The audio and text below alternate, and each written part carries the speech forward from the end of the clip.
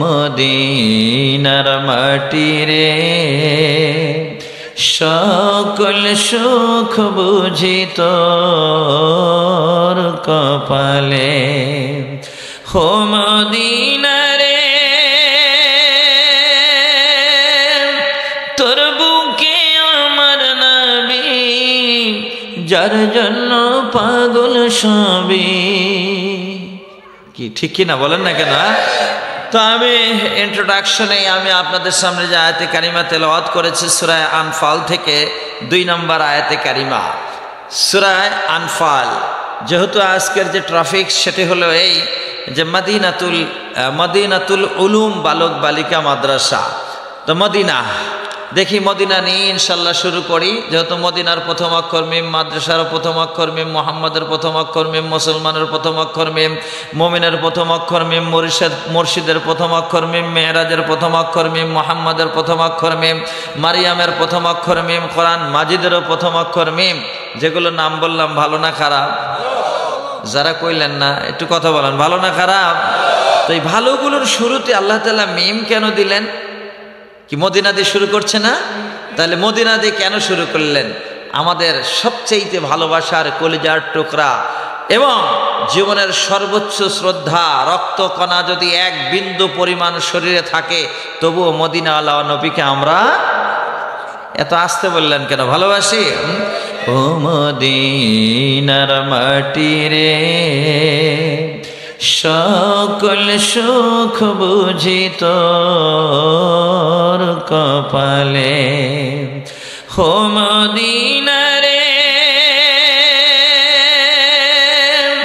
তোর বুকে আমার নবী যার জন্য পাগল সবই কি ঠিক কি না বলেন না কেন তাহলে সেই নবীজির প্রেম নিয়ে কাজী সাহেব শুরু করলেন ওনার নামটা হলো শফিক শফিক শব্দের অর্থ জানেন আহা জীবনে কত কিছু শিখলেন A+B হোল স্কয়ার এসএসসি থেকে শুরু করে ইন্টারমিডিয়েট এরপরে গ্রাজুয়েশন করলেন মাস্টার্স কমপ্লেন করলেন পিএইচডি করলেন এরপরেও বললেন চার্লস ডারউইন আর থিওরি অফ ইভলিউশন নিজেকে খুব পণ্ডিত মনে করলেন অথচ আপনাকে যদি আপনার নামের অর্থটা জিজ্ঞেস করা হয় আপনি বলতে পারেন না অ্যাজ এ মুসলিম হিসাবে কনস্টিটিউশন অফ মুসলিম মুসলমান জাতির চিরস্থায়ী সংবিধান এটার নাম কি এত আসতে বললেন কেন বলেন এটার নাম কি আল কোরআন তাহলে কোরআন আমাদের সামনে এসছে এখানে যেহেতু কোরআনকে শিক্ষা দেওয়া হয় এই কোমলমতি শিশু সন্তানগুলো যখন সুন্দর সুললিত কণ্ঠে এই কোরআন শিক্ষার বিষয়ে বলতেছিল আপনাদের কলিজায় ভালো লাগতেছিল না যারা ঠিক বলবে না তার কাছে কোরআনের ভালোবাসা নাই কথা বলেন ভালো লাগে কি না যেহেতু আমরা এখানে মাদ্রাসার মাহফিলে এসেছি মাদ্রাসা মিম দাল র সিন হা কয়টা অক্ষর সোফেও দেখে না বলেন না কয়টা অক্ষর 5টা ইসলামের ভিত্তি কয়টা 5টা নামাজ কয় ওয়াক্ত এরকম 5-এর টোটাল 25টা ওয়াজ আছে তা আমি যেহেতু এসেছি মাদ্রাসার কথা বলার জন্য এখানে নাম দিয়েছে মদিনা আর যিনি করেছেন আপনাদের সকলের সহযোগিতা নিয়ে মিস্টার শফিকুল ইসলাম শফিক শব্দের অর্থই হলো বন্ধু আমি একটু বলি কথা বলে শফিক অর্থ কি বলেন বন্ধু তাহলে শফিকুল ইসলাম ইসলামের এত আসতে বললেন কেন বলেন ইসলামের বন্ধু যেহেতু ইসলাম complete card of life anyhow question যে কোনো প্রশ্ন যদি ইসলামের কাছে করেন ইসলাম জবাব দিবে না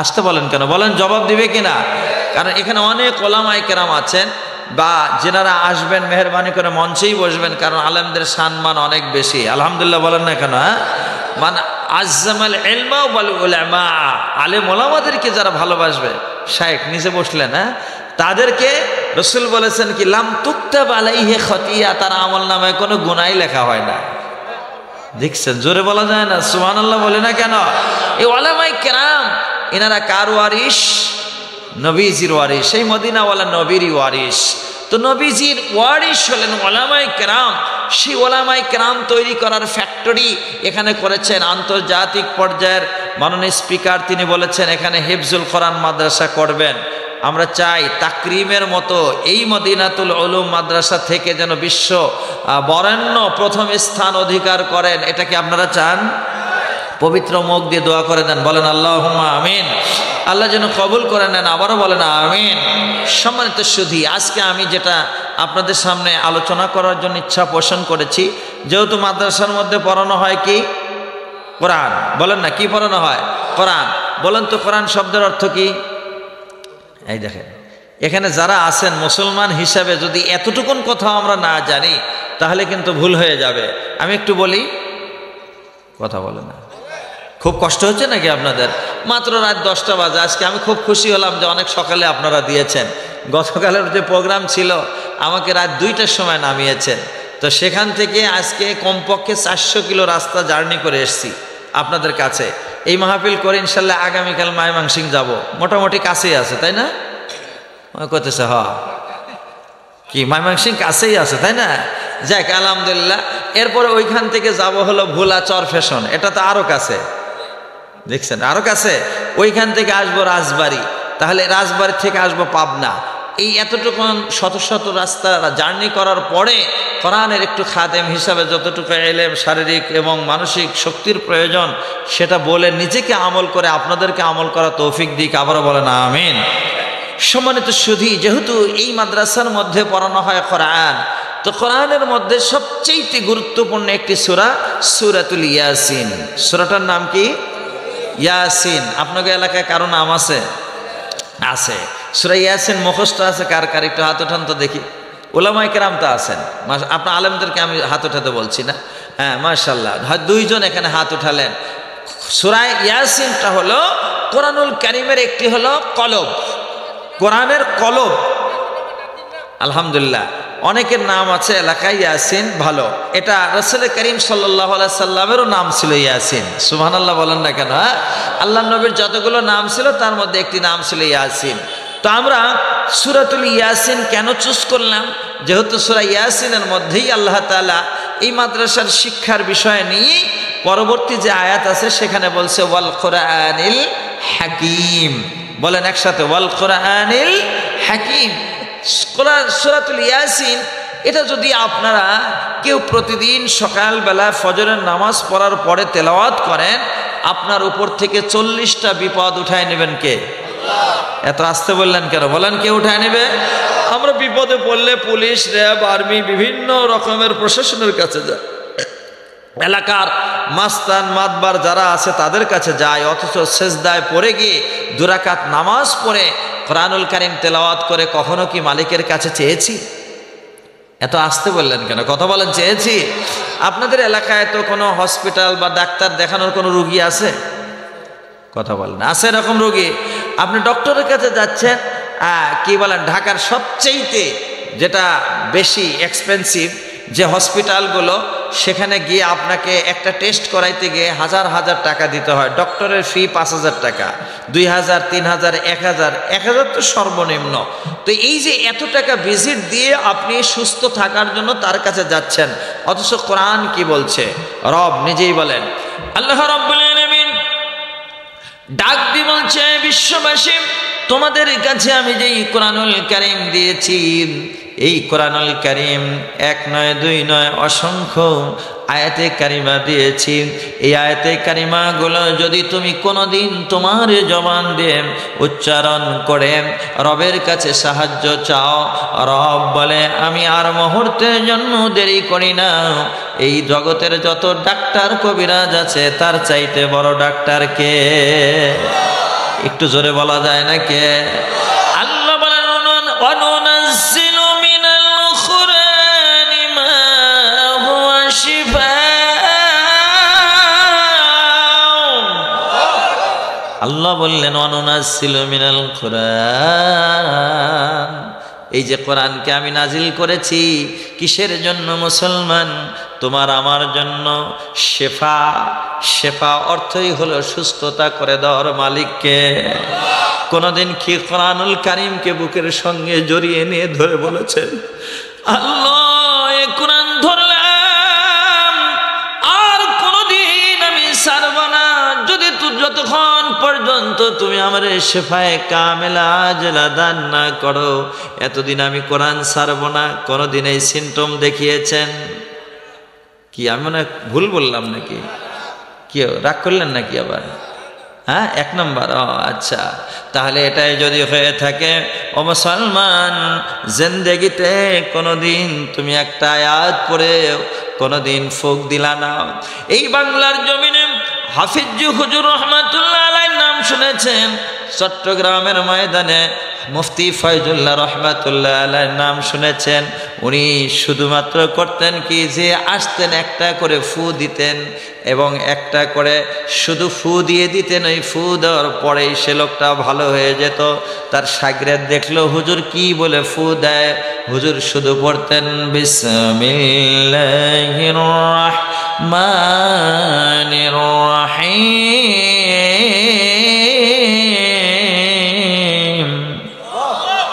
এটা কি কোরআনের আয়াত না? আল্লাহু আকবার আসতে হলো কেন? একসঙ্গে বলেন আল্লাহু আকবার। ও দোস্ত, শাগরেদ এই যে ওস্তাদ যেমন পাশেই বসে আছেন, খতিব সাহেব, এটা আস্তে করে শুনেছে। এরপরে যত রুগী আসে বলে আমার কাছে এসো, হুজুরের কাছে যেও না, হুজুরের কাছে যেও না, আমি ফু দিয়ে দেব, তোমার ভালো হয়ে যাবে। এবার যত রুগীরে ফু দেয় ভালো হয় না, উনিও তো বিসমিল্লাহ পড়েই ফু দেয়। বিসমিল্লাহ জানেন না কে কে? হাত উঠান তো দেখি। কি মাশাআল্লাহ, জানেন না? ওরে আল্লাহ, আপনি বিসমিল্লাহ জানেন না? ও হ্যাঁ জানেন না, বুঝে হাত উঠিয়েছেন, তাই না? আচ্ছা, বয়স হয়ে গেলে এই জন্য বুড়া যারা আছেন জান্নাতে কিন্তু যাবে না একটাও। কি কথা বলেন না কেন? কাজী সাহেবের কত বড় ভাগ্য যে কলিজার টুকরা আব্বাকে তিনি দেখতে পাচ্ছেন। আব্বার দিকে তাকাবেন, নবীজি বললেন 3 দিকে তাকাও, তোমার জীবনের গুনাহ এই যে বৃষ্টির মতো ঝরতে থাকবে। আরো আসতে বলেন সুবহানাল্লাহ। আপনার বাপ দাদা 14 গোষ্ঠী কারোর ক্ষমতা আছে একটা গুনাহ মাফ করে দেওয়া? কারোর ক্ষমতা নাই। তার মধ্যে একজন এই যে আব্বা যান, আব্বার দিকে তাকাবেন, মায়ের দিকে তাকাবেন, দেখবেন আপনার জীবনের গুনাহগুলো বৃষ্টির মতো কি তো থাকবে, ঝরতে থাকবে। সেকেন্ড, কাবা ঘরের দিকে ইচ্ছা আছে তাকানোর? হ্যাঁ রে, জি বলার সাইজ দেখলে কাবা তো যাওয়া দূরের কথা, এয়ারপোর্টও চোখে দেখবেন না। কি রাগ করলেন নাকি? আছে তো, কথার মধ্যে তো বোঝা যায় না মিয়া। ইয়াং জেনারেশন কথা বলবা। আমাদের এই দেশের, আমি এই গত সপ্তাহে রংপুরে গেলাম, যাওয়ার পরেই মনে পড়লো এই রংপুরের বুকে আবু সাইদ যখন 2 হাত টান করে দিয়ে বলেছিল গুলি চালাও, গুলি বরণ করে নেব, তবু বৈষম্যের বাংলাদেশ আমরা রাখতে চাই না। আজকে আপনারা জানেন হাদির শরীরে গুলি মেরেছে। কি কথা বলেন না কেন? হাদির শরীরে গুলি মেরেছে, কারা মেরেছে? এরা অবশ্যই আইনের আওতায়, তারা এক সময় না এক সময় ধরা পড়বে। কথা বলেন না কেন? আর ধরা পড়বার পর এদের শাস্তি কি হবে নিশ্চয় মনে রাখবেন, যে আপনি যে যত বড় যাই কিছু হন না কেন, ক্ষমতা আর দাপট এটা চিরদিন টিকে থাকে। এটাকে আপনারা আরো চোখে আঙ্গুল দিয়ে বোঝায় দেওয়া লাগবে? ইচ্ছা একেবারে যে পাগল সেটাও বোঝে যে ক্ষমতার দাপট শেষ। কয় দিকে তাকাইলে গোনা ঝরতে থাকে? চোখে দেখে না। বলেন না কয় দিক? কয়টা বলছি? বাবা কত বলো না, কয়টা বলছি? 2টা। এবার নবীজি বললেন 3য় নাম্বার, যখন তুমি উলামায়ে কেরামের দিকে তাকিয়ে থাকবে, আমি শাহ আলম ছোট্ট একজন আলেম, কিন্তু আমার এই পাশে যিনারা বসে আছেন অনেক উলামায়ে কেরাম এখানে আছেন। হয়তো আপনি মনে করেছেন উনি আমার গ্রামের এলাকা, আমিও তো একটা গ্রামে জন্ম নিয়েছি। কেউ কথা বলে না কেন? নাকি আমি আকাশ থেকে এসেছি? আমিও গ্রামে জন্ম নিয়েছি, ওই গ্রামের মানুষগুলো আমাকেও ভালোবাসে।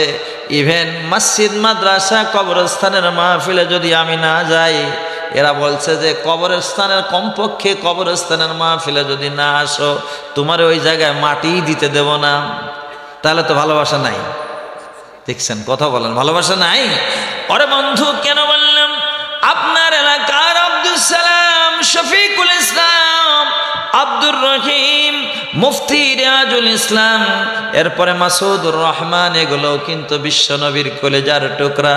কথা বলেন না কেন? এগুলো কার টুকরা বলেন? নবীজির কলেজার টুকরা, উলামায়ে কেরাম। আর রাসূল বলেন মান হাব্বাল ইলমা ওয়াল উলামা, আলেম উলামাদেরকে যারা ভালোবাসবে তাদের দিকে তাকিয়ে থাকবে, ওদের জীবনের গুনাহগুলো ঝরতে থাকবে। সুবহানাল্লাহ। তাহলে কথাটা আসলো কোত্থেকে? যদিও আমি এই পয়েন্টের উপরে যাচ্ছিলাম না, আমার মূল কথা হলো কোরআন সূরাতুল, বলেন সূরাতুল ইয়াসিন। আমার আল্লাহ তাআলা ডাক দিয়ে বলল, আমি এই সূরাতুল ইয়াসিন কোরআনুল কারীমের হার্ট, আত্মা, কলব, মানুষের দেহের মধ্যেও কলব রয়েছে। এটা আরবিতে বলে কলব, বাংলায় বলে হৃৎপিণ্ড, ইংরেজিতে বলে হার্ট। আমাদের দেশে হার্টের রোগী আছে? এই এলাকায় মনে হয় নাই। সারা বাংলাদেশে হার্টের রোগী আছে, হার্ট ফাউন্ডেশন আছে রে দোস্ত। এরপরে দেখেন আমার মজার একটা বিষয়, সেটা হলে বাংলাদেশে যত মেডিকেল আছে, যত হসপিটাল আছে, তার মধ্যে একটা হসপিটাল শুধু একটাই, বাকি অন্যান্য হসপিটাল অনেক আছে। বাংলাদেশে মানসিক হসপিটাল কয়টা? চোখে দেখে না, বলেন কি, বলেন না কয়টা? একটা, সেটার নাম কি? পাবনা মানসিক হসপিটাল। নাম শুনেছেন তো নাকি? অনেকে দেখার জন্য যায় না, কথা কয় না, যায় না, পাবনা দেখতে যায় না। এই যে একটা মানসিক হসপিটাল, আপনি বিশ্বের অন্যান্য রাষ্ট্রে যান, America, France, Japan, Hong Kong, Thailand, আমি তো আপনাদের নেক দোয়ায় বিশ্বের অন্য রাষ্ট্রেও এরব কথা বলার সুযোগ করে দেয়। অন্যান্য রাষ্ট্রে যাওয়ার পরে দেখি ওই দেশের মানুষগুলো, তাদের এলাকার ভিতরে মানসিক হসপিটাল একটা নয়, প্রত্যেকটা সিটিতেই একটা করে হসপিটাল আছে। যেই হাসপাতাল বেশি তার রোগী তো কম। উল্টা করে বললাম, ঘুমাইতেছেন নাকি? বলেন যে হাসপাতাল বেশি তার রোগীও বেশি। এবার যেহেতু এই দেশের হসপিটাল, মানসিক হসপিটাল প্রত্যেক জেলাতে আছে, জরিপ জিজ্ঞেস করলাম এই দেশের মধ্যে মেন্টাল হসপিটাল এত কেন? ওনারা বললেন, হুজুর এই দেশের মেন্টাল হসপিটাল বেশি হওয়ার পিছনে কারণ হলো এদেশের মানসিক রোগী শতকরা 25 জন, আর আমাদের দেশে 25 জন আছে শতকরা, নন এভার হয়তো শতকরা 1% হবে। তাও গিয়ে দেখেন পাবনা মানসিক হসপিটালে রোগী কিন্তু বেশি নয়, অনেক কম রোগী। এই রোগীটা কম হওয়ার পিছনে কারণটা কি? কেন বলতেছিলাম, ও মুসলমান, তোমার এই কলবটাকে আজকে যদি তুমি ঠিক করতে পারতা, তাহলে তোমার এই রোগগুলো কখনো ধরতো না। ফরেন কান্ট্রির মানুষগুলো, যারা পাশ্চাত্যের চাটা গোলাম আছে, যারা ফ্রি সেক্সের দেশের মধ্যে থাকতে পছন্দ করে, ওই ফ্রি সেক্সের দেশের মানুষগুলো তারা এত উলঙ্গ হয়েছে, তাদের মেন্টালি প্রবলেম, আর এই প্রবলেমগুলো তৈরি হয়েছে তাদের এই সমস্ত মুভি দেখার কারণে। আর যারা বললেন না, আসতে বলেন, ঠিক নাকি? হ্যাঁ, এই মুভি দেখার কারণে আজকে বাংলার জমিনের অনেক যুবকরা নষ্ট হয়ে যাচ্ছে। এই মুভি দেখবার কারণেই দেখবেন অন্যায় পথে ধাবিত হয়ে যাচ্ছে। এই ধাবিত হয়ে যাওয়ার কারণেই তাদের মানসিক ভারসাম্যগুলো হারিয়ে ফেলেছে। ইন ফিউচারে এমন হবে আমাদের দেশের মানুষগুলো দেখবেন বিভিন্ন রোগে আক্রান্ত হয়ে যাবে। আগের যারা মুরব্বী আছেন, এই যে ওনাকে জিজ্ঞেস করেন এই মুরব্বীকে এখনো তার চেহারার দিকে তাকিয়ে দেখেন কি সুন্দর চেহারা, অথচ ওনার বয়সের আজকে অনেক মুরব্বী আছে যাদের চেহারাটা কিন্তু এত সুন্দর নয়, এমন সুস্বাস্থ্যের অধিকারী নয়। এখনো আমার সামনে আমার বয়সের যদি কেউ থেকে থাকেন, আমি আপনার সামনে যতটুকু শক্তি প্রয়োগ করব, ভবিষ্যতের এই 40-45 বছর বয়সের মানুষগুলো দেখবেন ওদের শরীরে এই পরিমাণ শক্তি পাওয়া যাবে না। এটার পিছনে একমাত্র কারণ হলো তারা অন্যায় কাজগুলো বেশি করছে। কথা বলেন ঠিক না? অন্যায় থেকে রিটার্ন করার জন্য, ফিরে আসার জন্য মুসলমান কোরআনের শিক্ষার কোনো বিকল্প, এত আসতে বললেন কেন? কোরআনের শিক্ষার কোনো বিকল্প আছে? আমি বুঝলাম না যে আপনাদের এই এলাকায়, আমি তো পূর্বেও মাহফিল করেছি, এলাকার মানুষের উপস্থিতি অনেক বেশি হয়, কিন্তু আজকের উপস্থিতি দেখে মনে হচ্ছে যে আয়োজনটা উনি করেছেন, যেভাবে পোস্টার করেছেন, মাইকিং করেছেন, এখানে যে অতিথি আছে 60 জন, আমার মনে হয় 60 জনের 6 জন এখানে নাই। কি কথা বলেন না কেন? আচ্ছা, এরপরে যতগুলো উলামায়ে কেরাম আছেন 21 জন, আলেমের সংখ্যা একটু হয়তো বেশি হবে। বাকি আরও যারা বিশেষ অতিথি আছেন 18 জন, এই 18 জন কি আছে এখানে? তাও নাই। এরপরে এলাকার জনসাধারণ এই পরিমাণে নাকি আপনারা? কথা বলেন এই পরিমাণ? আহারে এত সুন্দর এই ওয়েলফেয়ার একটা জায়গার মধ্যে, ওয়েল কেয়ার না, এখানে এত সুন্দর একটা জায়গার মধ্যে সুন্দর একটা ব্যবস্থা করলেন, আপনারা আসলেন না কোরআনের মাহফিলে। সম্মানিত এলাকাবাসী, আমি আল্লাহর কসম করে বলছি, যদি এই কোরআনের সাথে আপনার শত্রুতাই থাকে তাহলে তার পতন কিভাবে হয় বাংলার জমিনে জাতি দেখে নাই? এত আসতে বললেন কেন? কথা বলেন, দেখছে কিনা? সুতরাং এই কোরআনের সঙ্গে, ওলামায়ে কেরামের সঙ্গে, মাদ্রাসার সঙ্গে যদি কেউ কোনো শত্রুতাই করে, একে অবজ্ঞা করে, ইনসাল্ট করে, অসম্মান করে, আল্লাহর কসম করে বলছি আপনার জীবনেও এমন অধপতন নেমে আসবে। কথা বলেন ঠিক কিনা? মিশকাতুল মাসাবি রাসূল বলেছেন, আনতা আবুদুল্লাহ কান্নাকা তারাহু, তুমি এমন ভাবে ইবাদত করো যেন আল্লাহকে দেখতে পাও। কি যারা ঠিক বললেন না? কথা বলেন, এখানে যারা আছেন আল্লাহকে দেখে ইবাদত করছেন? ভাই একটু কথা বলেন, আল্লাহকে দেখে ইবাদত করেছেন? তাহলে আল্লাহকে যদি না দেখে ইবাদত করেন তো চিনবেন কেমনে? হাদিস স্পষ্ট, আনতা আবুদুল্লাহ কান্নাকা তারাহু, তুমি এমন ভাবে ইবাদত করো যেন আল্লাহকে দেখতে পাও। আল্লাহু আকবার বলেন না কেন? এবার রাসূল সাল্লাল্লাহু আলাইহি সাল্লামকে দেখতে, আল্লাহকে দেখতে, এর জন্য তো কি লাগবে? চোখেও দেখে না। আমি কার সঙ্গে হাত রাখছি বলেন না? কিছু কথা তো ইশারাও বুঝতে হয় নাকি? হ্যাঁ, সব কথা কি বলে দেওয়া যায় নাকি? হ্যাঁ, এখন বলে না যে চোখে চোখ রেখে যাও যদি পারো বুঝে নাও, মুখে যায় না বলা ইশারাতে বুঝে না। কি এখনো ঠিক হয় না? দেখছেন, ইশারা বোঝেন না? এ মাইকালা ভাই, তোমাদের কি আমি বুড়া হয়ে গেলাম না তোমরাই বুড়া হলে? দেখো তোমরা তো ইয়াং, আমি বুড়া হয়ে গেছি তাই না? এই স্যাসিস চলতেছে 24 বছর হলো। কি কথা বোঝেন নাই? হ্যাঁ, এই জাতের চাচা কয় বছর? 24 বছর ইনশাআল্লাহ। এখনো তো আপনার যদি বলেন 2-4 ঘন্টা, এই নারায়ণগঞ্জের বন্দর ফাজিল মাদ্রাসায় একটানা 4 ঘন্টা প্রোগ্রাম করেছিলাম।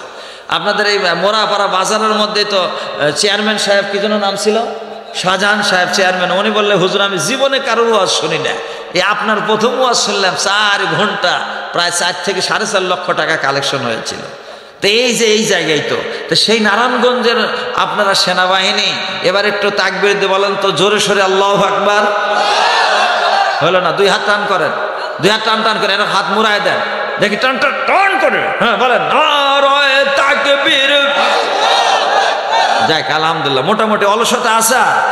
হ্যাঁ, এবার যে কথাটি বলতেছিলাম, তাহলে রব্বুল আলামিন ডাক দিয়ে বলতেছেন, বান্দা বান্দিরে শুনে নাও, তোমার ভিতরে আমার কথাটা ছিল কোন জায়গায়? সূরাতুল ইয়াসিন। এটা হলো কোরআনের হার্ট। আমার আপনার দেহের মধ্যে যেটা হার্ট, সেটা হলো বাম স্তনের 2 আঙ্গুল নিচে আল্লাহ তাআলা একটা গোশতের টুকরা রেখে দিয়েছেন, যেটাকে আরবিতে বলে কলব, বাংলাতে বলে হৃৎপিণ্ড, আর ইংরেজিতে বলে হার্ট। এই হার্টের মধ্যে কম্পন শুরু হয়ে যাবে।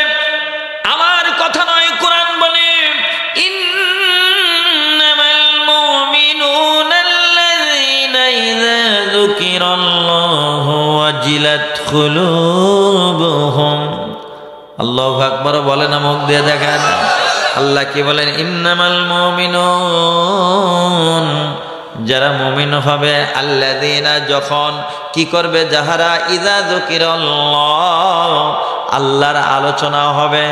বলেন আমরা কি আল্লাহ রাসূলের আলোচনা করছি কিনা?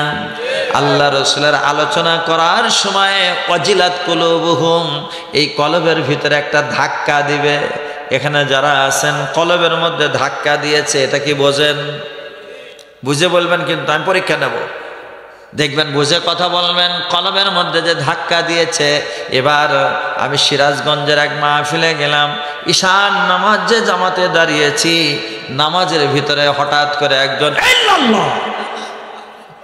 কি রে ভয় পাইতেছেন নাকি? বোঝেন ধাক্কা লাগছে? হ্যাঁ, এই দেন আমার বাজানো হেসে দিয়েছেন। কি বোঝেন তো ধাক্কা লাগছে তো নাকি? আমি বললাম ঘটনা কি? বলে হুজুর বুঝবেন না, উনি ফানা ফিল্লার দরজায় আছে। কিসের দরজায়? কিসের দরজা বলেন তো? ফানা ফিল্লা অর্থ কি? দোস্ত খালি এমনি বললে হবে না, উনি বললেন ঠিক আছে, ওনাকে ডাক দেন, আমি ডেকে নিয়ে আসেন। নামাজের পরে বললাম, এই মিয়া, নামাজের মধ্যে আহা শব্দ করা নামাজ ভঙ্গের কারণ কয়টা? দেখছেন কথা বলে না। কি রে ভাই কথা বলেন, কয়টা নামাজ ভঙ্গের কারণ? আচ্ছা আপনার নামাজ হয় কি না এটাই তো কনফিউজড। আমি চ্যালেঞ্জ দিয়ে বললাম, এখানে যারা আছেন আপনার 90 জনেরই নামাজ হয় না। না বেশি বললাম না, বেশি বললে আবার 10% তো আমার উপর খেপে যাবে। কি 90% রাখি, তাই না? এবার হয় না যে তার প্রমাণ, একটা প্রমাণ দিয়ে দেখায় টেস্ট করে নেই, বেশি বলা যাবে না। 1 নম্বর যখন আমি বলেছি আল্লাহু আকবার, আল্লাহু আকবার, আওয়াজ যখন শুনেছি মসজিদে এসেছি, আল্লাহু আকবার বলেই তো হাতটা বেঁধেছি।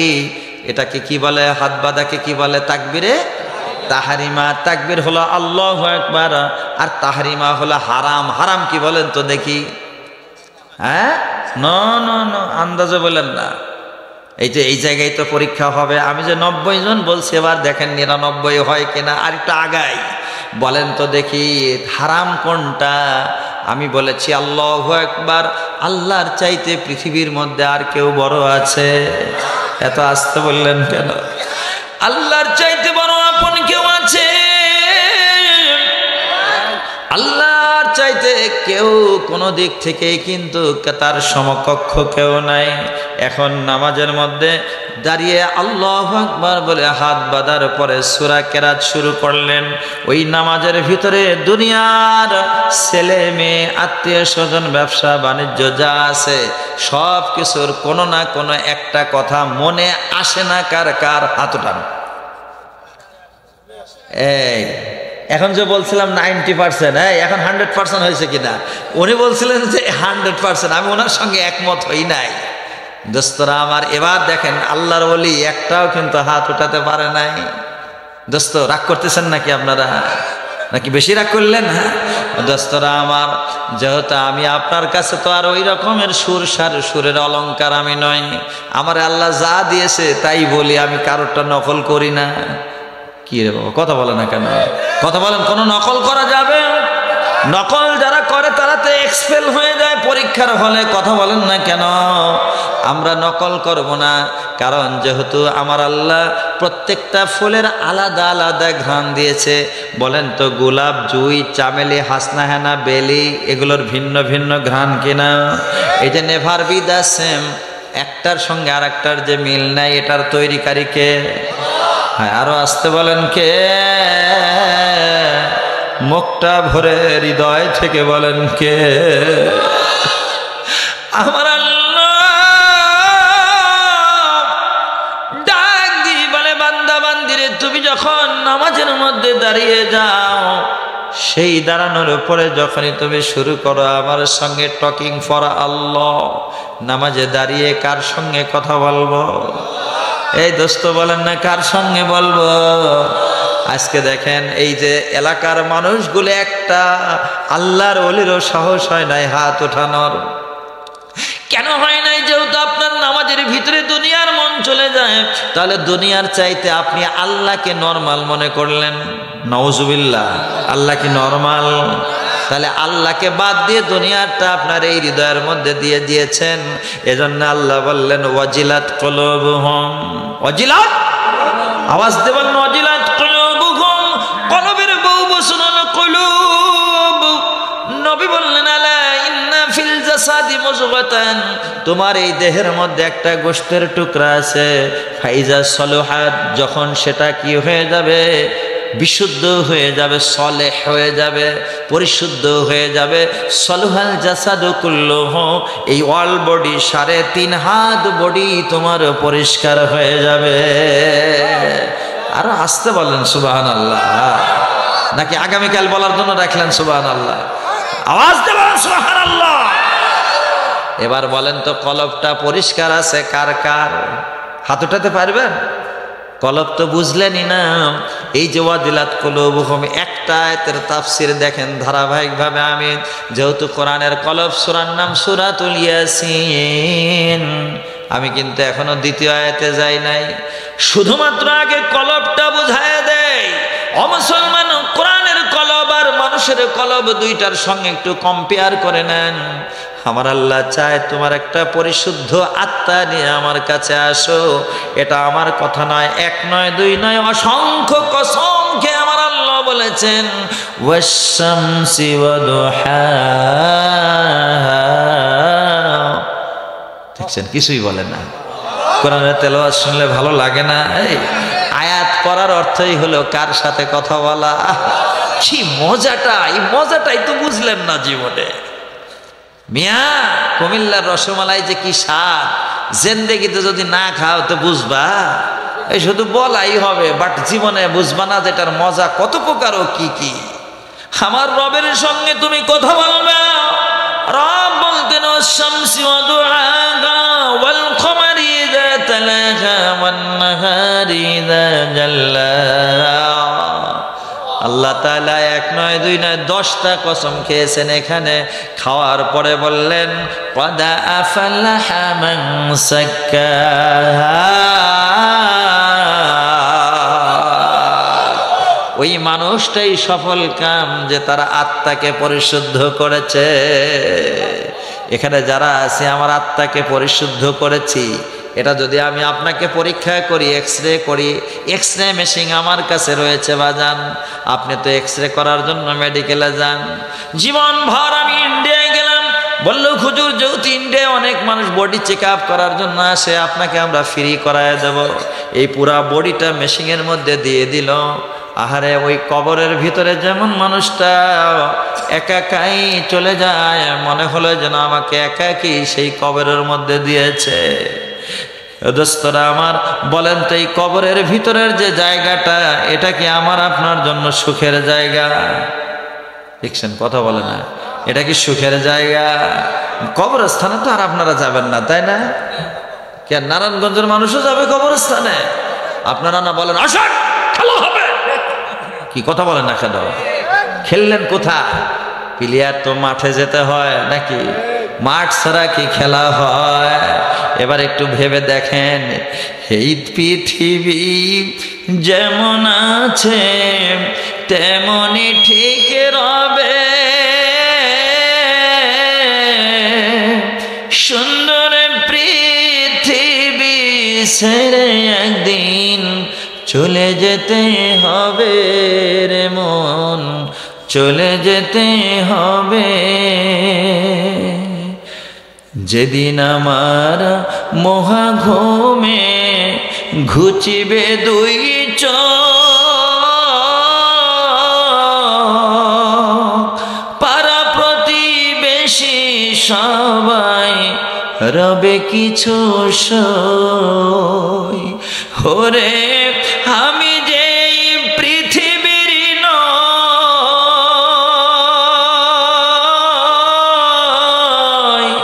ভুলে যাবে সবে।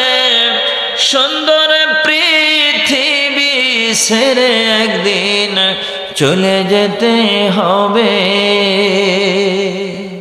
কি, হ্যাঁ, আপনারা তো যাবেন না নাকি? কি যাবেন? হ্যাঁ, মরার আগেই কিন্তু মরে যায়। যে দেশে জন্ম নিলাম সে দেশে থাকার ঠাঁই নাই, আছে না এরকম? ভাই তুমি কি এরকম করতেছো? মোবাইল টিপা বাদ দাও, ওটা আগে মাইক ঠিক করো। আমি বুঝলাম না তেমন করছো কেন? তাহলে এবার রব ডাক দিয়ে বললেন, কি ওই মানুষটি সফল কাম যে তারা আত্মাকে পরিশুদ্ধ করেছে। কাকে পরিশুদ্ধ করতে হবে? আত্মা, এই কলবকে পরিশুদ্ধ করতে হবে। এই কলবকে পরিশুদ্ধ করার জন্য আপনি কি করেছেন? 1 নম্বর মেডিসিন, যেহেতু আজকে মাদ্রাসা করেছেন কাজী সাহেব, এটা তো ওনার বাপের জন্যই দরকার, আর আপনাদের জন্য দরকার নাই। আসতে বললেন কেন? বলেন দরকার নাই। ও ইসাখালীবাসী, আমি আপনাদের অনেক ভালোবাসি, কারণ এই নারায়ণগঞ্জ রূপগঞ্জের ভিতরে একটা ভালোবাসার বন্ধনে আবদ্ধ। সেটা হলো এই সবাই আমাকে কি বলে? মামা বলে ডাক দেয়। মা মা 2 বার যদি মা বলে তখনই হয় কি? কথা বলেন, কয় মা দিয়ে মামা হয়? 2 বার। দেখেন, 1 মা দিয়েই তো হৃদয় শীতল হয়ে যায়। কথা বলেন ঠিক কিনা? তুমি শুনেছ কি জানি না, বুঝিতে পারি না, বুক ফেটে ভেঙে যায় মা। মা গো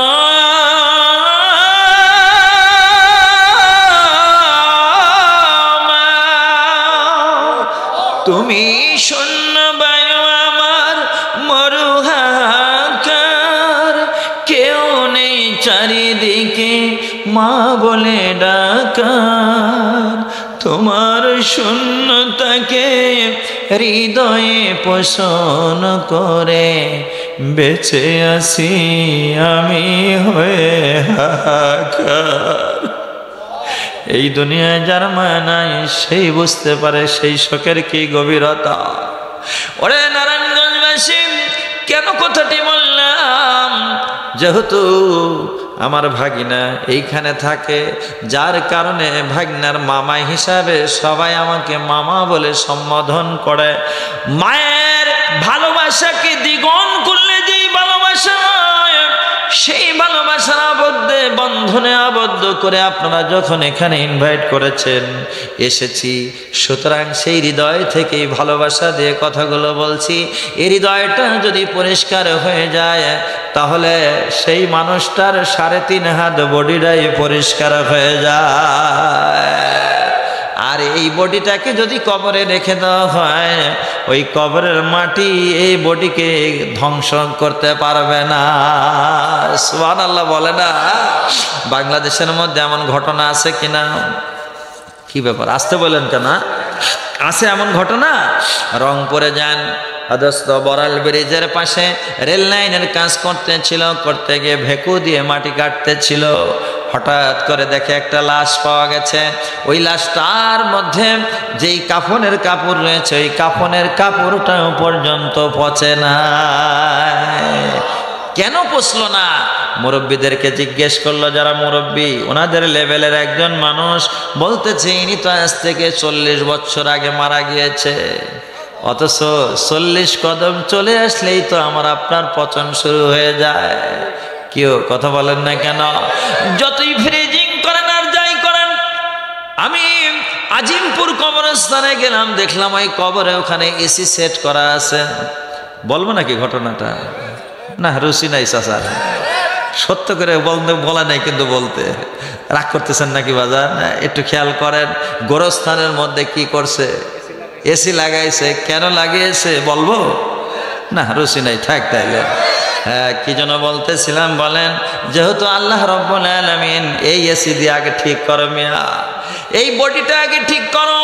আল্লাহ বললেন ওয়াজিলাত কুলুবুহুম, কোরআনের আয়াত দিয়ে আল্লাহ এরপরে বলছে তাকশাইরু মিনহু জুলুদাল্লাযিনা ইয়াখশাউনা রাব্বাহুম। আল্লাহু আকবার বলে না কেন? আল্লাহ বলেন তাকশাইরু, এই যে এখান থেকে বুঝে নেন, জুলুদাল্লাযিনা ইয়াখশাউনা রাব্বাহুম, তোমার পশমগুলো পর্যন্ত তোমার রবের স্মরণে কেঁপে উঠবে। তাও সুবহানাল্লাহ বলে না? আপনারা বলেন তো, অনেক সময় হঠাৎ করে যদি আপনি ভয় পান অথবা আপনার শরীরটা ঝাঁকুনি দেয়, তখন শরীরের লোমগুলো খাড়া হয় না? এই এলাকায় মনে জীবনে এরকম হয় নাই। এই সাদরওয়ালা ভাই, হয়েছে নাকি তোমার? হ্যাঁ, যাই, মাথা ঝাঁকাইছে রে বাবা। হ্যাঁ, এবার দেখেন, এই যে শরীরের লোমগুলো খারাপ হয়, বলে কি আমার জীবনে বহুবার এমন হয়েছে। আল্লামা শফি রহমাতুল্লাহ আলাইহি নাম শুনেছেন? কথা বলে না রে? ওনারই খলিফা এ বাংলার জমিনে শাইখুল হাদিস আল্লামা হারুন আর রশিদ সাহেব, তার এই পক্ষ থেকে খেলাফত দিয়েছেন হযরতজি এই অধম রে। এবার শফি সাহেব আল্লামা শফি রহমাতুল্লাহ আলাইহি, তিনার যখন মৃত্যু হয়ে গেল, আমি চট্টগ্রাম গেলাম। যাওয়ার পরে দোস্ত, উনার মাদ্রাসা পর্যন্ত তো গাড়ি যায় না। এবার যখন হেঁটে হেঁটে গিয়েছি, যাবার পরে হুজুরের লাশটা যেখানে রাখা আছে, ওই মাদ্রাসা শায়েখ যেখানে বুখারীর দরস দিতেন, ওই বুখারীর দরসের ক্লাসের মধ্যে ঢুকেছি। সচক্ষে দেখেছি, আল্লাহর কসম করে বলছি, যখনই দেখলাম ওই রুমের ভিতরে প্রত্যেকটা খুঁটি ঘেমেছে, এমন ভাবে ঘামছে মনে হয় যেন দেখবেন যে ওয়াল প্লাস্টার করার পরে পানি দিলে যেমন চুয়ে পড়ে, ওই পিলার দিয়ে এরকম করে পানি চুয়ে চুয়ে পড়ছে। এজন্য এমনই জীবন কররে গঠন, মরিলে হাসিবে তুমি কাঁদিবে ভুবন। কি আমরা মারা যাব তখন কাঁদবে আর কেউ হাসবে, কথা বলে না কেন? কি বোঝেন তো নাকি? আবার কারোর ফাঁসির রায় হলে দুনিয়াও কাঁপে, ভূমিকম্প হয়, ঠিক? ধর্মিয়া সব জায়গা ঠিক, বোঝো কি কইতে আছে, কি বোঝেন নাই এখনো? একজনে বলছে বাংলাদেশে কার নাকি ফাঁসির রায় হয়েছে, এই জন্য ভূমিকম্প শুরু হয়ে গেছে। নাউজুবিল্লাহ বলেন না কেন মিয়া? এই ভূমিকম্প কেন হয় জানো এটা?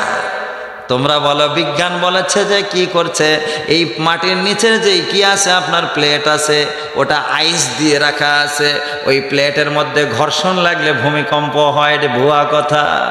কেন ভূমিকম্প হয় আমি বলবো না, রুচি নাই আপনাদের, থাকে এটা পিছনের ভাইরা কথা বলেন, একসঙ্গে হবে তো নাকি? হ্যাঁ হ্যাঁ। এবার এই যে এইবার যে আমার এনার্জি তৈরি করছেন, আগে কিন্তু এনার্জি হয় নাই, কারণ আপনাদের এনার্জি দিয়ে আমার এনার্জি, কথা বলেন ঠিক না?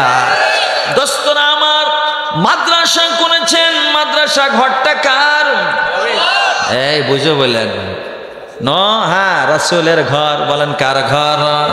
বুঝে বলবেন। আর মসজিদ ঘর কার? ইয়েস। তাহলে মসজিদও আছে, মাদ্রাসাও আছে, এই গ্রামের মধ্যে আল্লাহও আছেন, নবীও আছেন, শুধু তার মধ্যে একটু ফানা হতে হবে। কি হতে হবে? ফানা, ফানা, বিলীন হয়ে যেতে হবে। বিলীন বোঝেন? আপনি বুঝবেনও না যে আপনি এখানে আছেন কিনা। হযরত রশিদ আহমদ গঙ্গোহী রহমাতুল্লাহ আলাইহি নাম শুনেছেন? হায় হায়, ইনার নামও শোনেন নাই আপনারা? এত বড় আল্লাহর ওলি ছিলেন। ওনার রুমের মধ্যে খাদেম গিয়ে এবার উকি দিয়েছে। উকি দেওয়ার পরে দেখে এক জায়গায় হাত, এক জায়গায় পা, এক জায়গায় মাথা, এক জায়গায় বডি। বলেন তো, আপনার লাশটা যদি এমন টুকরা টুকরা হয়ে রুমের মধ্যে থাকে, তখন তো আপনার সাহস বাড়বে, কথা বলে, সাহস বাড়বে। এবার খাদেম দেখবার পরে একটা চিৎকার দিয়ে, এলাকাবাসী কোথায়? আসো। এবার কি করেছে?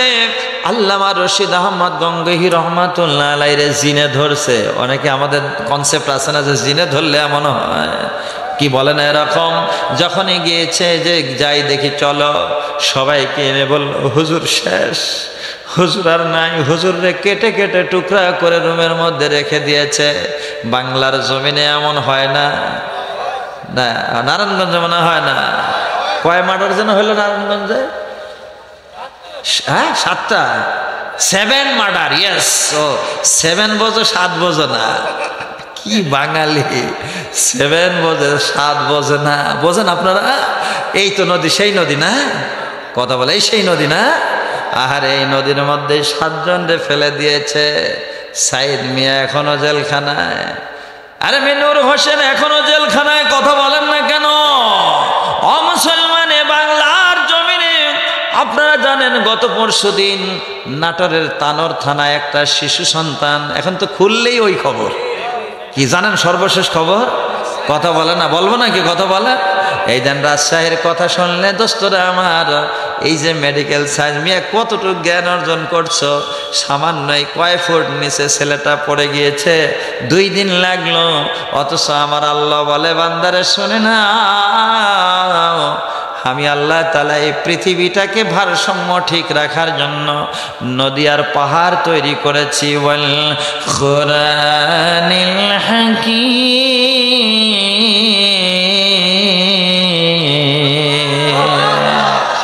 কোরআনটা হলো একটা বিজ্ঞানময়। বর্তমানের বিজ্ঞান তোমার সঙ্গে আমার অজ্ঞানের কথাবার্তা হবে। বিজ্ঞান বলেছে এই পৃথিবীর মধ্যে সবচাইতে বড় সমুদ্র হলো আটলান্টিক মহাসাগর। গেছেন নি কেউ এখানে? একজনও নাই। আমরা যখন প্লেনে যাই, ও দোস্ত, জাহাজে যাইতে যদি আপনার কষ্ট হয়ে যায়, প্লেনে যাওয়ার সময় সেই সময় সেখান থেকে পাইলট বলে আমরা ঝুঁকিপূর্ণ জায়গা অতিক্রম করছি, আপনারা একটু আল্লাহরে স্মরণ করেন। বাঙালি জাতি বিপদে পড়লে আল্লাহর নাম নেয়। কথা বলেন না কেন? আর সুখে আছে তখন আর আল্লাহরে চেনে না। গাড়ি বাড়ি হইলে তখন মনে ট্রেডিং ক্যাম্পি মারি, খাও দাও ফুর্তি করো, দুনিয়াটা মস্ত বড়। কি কথা বলে না কেন? একেবারে লাগায় দেয়, দুনিয়া ছে মজা লে লো, दुनिया छे मजा ले लो, दुनिया तुम्हारी है, हे दुनिया तुम्हारी है। कि दुनिया तुम्हार। हाय रे मोस আসতে দেখলাম 300 ফুট থেকে। স্যার এখানে দেখেন, এখানে আপনার আসতে গিয়ে দেখলাম 300 ফুট, সেখানে মোটরসাইকেল নিয়ে গাড়ি নিয়ে কি টান। কি ভুল বললাম মনে হয় না? একটু জীবনে যে দেখেন, এটা তো আর বেশি দূর নয়। এখান থেকে একজন বলল টাকা নাই, কেমনে আটলান্টিক যাব? এই 300 ফুটে গিয়ে দেখো কত রকমের ছেলে আর মেয়ে, গাড়ির টান কি, ওই আবার সাইলেন্সারের সাথে এক্সট্রা একটা পাইপ লাগায় দিয়ে শব্দটাকে আরো কমায় দেয়। ফুলটা করে কইরে জাতি সোজা করে বলেন বাড়ায় দেয়। হায় রে দুনিয়া, খালি দুনিয়া দুনিয়া। এই যে মস্তি মস্তি করতেইছ, ওরে বন্ধু তোমার এই মস্তি একদিন থাকবে না। এই যৌবন তোমার থাকবে না, এই শক্তি তোমার থাকবে না। এই যে বাঁকা হয়ে বসে আছে, এখন যদি ওনারে বলা হয় একজন একটা জোরে থাপ্পড় লাগাইলে 5 লাখ টাকা দেবো, প্যারালাইসিসের একটা রুগী, পারবে? ওই ওনারা মনে পারবে নাকি? মাথা নিচের দিক দেখেন কেন, কি লাগিয়া? এই মাথা নিচের দিক দেওয়া যাবে না, বলেন তো আল্লাহু আকবার। হ্যাঁ, এবার কি করলো? প্যারালাইসিসের রুগীরে বলেন একটা থাপ্পড় দিবা 5 লাখ, পারবে না? কেন? এত শক্তি কতজনরে মারছো? এই মেয়ে কতজনরে মারো নাই? কলার ধরছো, মারছো, একদম খেয়ে ফেলবো, মাটির নিচে পুঁতে ফেলবো, বলেন এরকম। ওরে আল্লাহর বান্দা ঈসা খালিবাসী, আপনার পায়ে হাত দিয়ে বলছি, আজকে যে আল্লাহর ঘর এখানে করেছেন, নবীর ঘর এখানে করেছেন, এই দুটো ঘরের মর্যাদাটা বোঝানোর জন্যই আমি আপনাকে সূরাতুল ইয়াসিন টান দিয়েছি। কারণ এটা হলো কলব নামের সূরা। আপনার কলবটার বিষয়ে যদি আমি বলতে যাই, ঘন্টার পর ঘন্টা চলে যাবে শুধু মানুষের কলব নিয়ে যদি আলোচনা করি। এবার আল্লাহ তাআলা বললেন, বান্দা তোমাকে আমি যেই জ্ঞান দিয়েছি, এই কোরআনুল হাকিম, হাকিম অর্থাৎ সূরাতুল ইয়াসিনের মধ্যে যে জ্ঞানগুলো আল্লাহ তাআলা দিয়েছেন, শুধু তাই নয়, দুনিয়ার সকল জ্ঞানের চাইতে আমি আল্লাহ যে মহাজ্ঞানী, এটাকে আমাদের বিশ্বাস হয়। বলেন আল্লাহর জ্ঞান আছে তো নাকি? মাঝে মাঝে ঠিক এবার দুর্বল হয়, কোনোদিনও কিন্তু নয়। রব ডাক দিয়ে বলছেন, ওই আটলান্টিক মহাসাগরের গভীরতা হলো 32,000 ফুট। কত? 32,000 ফুট গভীরতা। আর আপনার যে আটলান্টিক মহাসাগরের পাশে যে পাহাড় রয়েছে, আমাজন পাহাড়, এই পাহাড়ের উচ্চতা গভীরতা হলো আপনার 28,000 ফুট। এই 28,000 ফুট পাহাড় যদি আটলান্টিক মহাসাগরের মধ্যে ফেলে দেওয়া হয়, ওই সাগরের মধ্যে ডুবে যাবে, খেয়ে ফেলবে। তারপরেও 4,000 ফুট পানি ওপরে থাকবে। এটা তৈরি করার মালিককে। আল্লাহ ডাক দিয়ে বলতেছে, তোমার জ্ঞান কতটুকু? নলেজ ইজ পাওয়ার, জ্ঞানই হলো শক্তি। আজকে মাদ্রাসার মধ্যে ছেলে মেয়েদেরকে কোরআন শিখাইবা। এই কোরআন শেখানোর জন্য নবী ডাক দিয়ে বললেন, তলাবুল ইলমি ফারিদাতুন, প্রত্যেক মুসলমানের জন্য কোরআন শিক্ষা করা ফরজ করে দেওয়া হয়েছে। আমরা যারা আছি সবাই কোরআন পড়তে পারি? সবাই পারেন? যদিও পারেন দোস্ত, যদি ইন্টারভিউ নেই 90% মুসলমানের কোরআন সহি নাই। 90% সহি নাই। মসজিদের ইমাম সাহেব নাই এখানে? কই ইমাম সাহেব কই? ইমাম সাহেব কোরআন শিক্ষার কোর্স আছে নাকি এখানে? কোরআন শিক্ষার কোর্স নাই? তাহলে কোরআন বয়স্কদের কোরআনের জন্য শিক্ষার একটা ব্যবস্থা করেন। আর এই ছোট বাচ্চাদেরকেও যখন আপনি কোরআন শিক্ষা দিবেন, নবী ডাক দিয়ে বলেন, এই কোরআন শিক্ষা দেওয়ার জন্য তুমি যখন তোমার কলিজার টুকরা সন্তানকে মাদ্রাসার দিকে পাঠায় দিবা, আল্লাহর নবী ডাক দিয়ে বলতেছেন, এই যে কোরআন শিক্ষা করার জন্য তারা পথের মধ্যে যখন রওনা দিয়েছে, তাদের মর্যাদার ব্যাপারে প্রিয় নবীজি ডাক দিয়ে বলতেছেন, শুনে নাও, যখনই সে মাদ্রাসার দিকে রওনা দিয়েছে, দেওয়ার সঙ্গে সঙ্গে তার পায়ের নিচে আল্লাহর ফেরেশতাদের পাখা বিছায় দেওয়া হয়। সুবহানাল্লাহ। কি ব্যাপার? আপনারা এই যে এই দেশের মধ্যে মাদ্রাসার দিকে দেখবেন ছেলেরা যখন রাস্তা দিয়ে যায় দেখতে তো খারাপ লাগে নাকি? এত আসতে বললেন কেন বলেন? ভালো লাগে না খারাপ লাগে?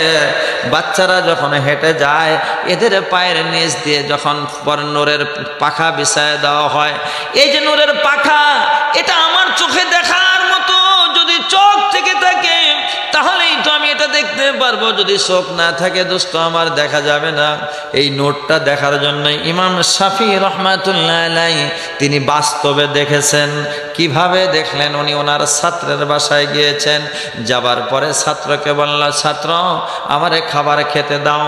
খাবারগুলো যখন দিয়েছে ইমাম শাফি রহমাতুল্লাহ আলাইহি ওনার বাসায় যত খাবার ছিল সমস্ত খাবারগুলোই তিনি খেয়ে ফেললেন। পরিবারের আর কারো কোনো কথা চিন্তা করলেন না।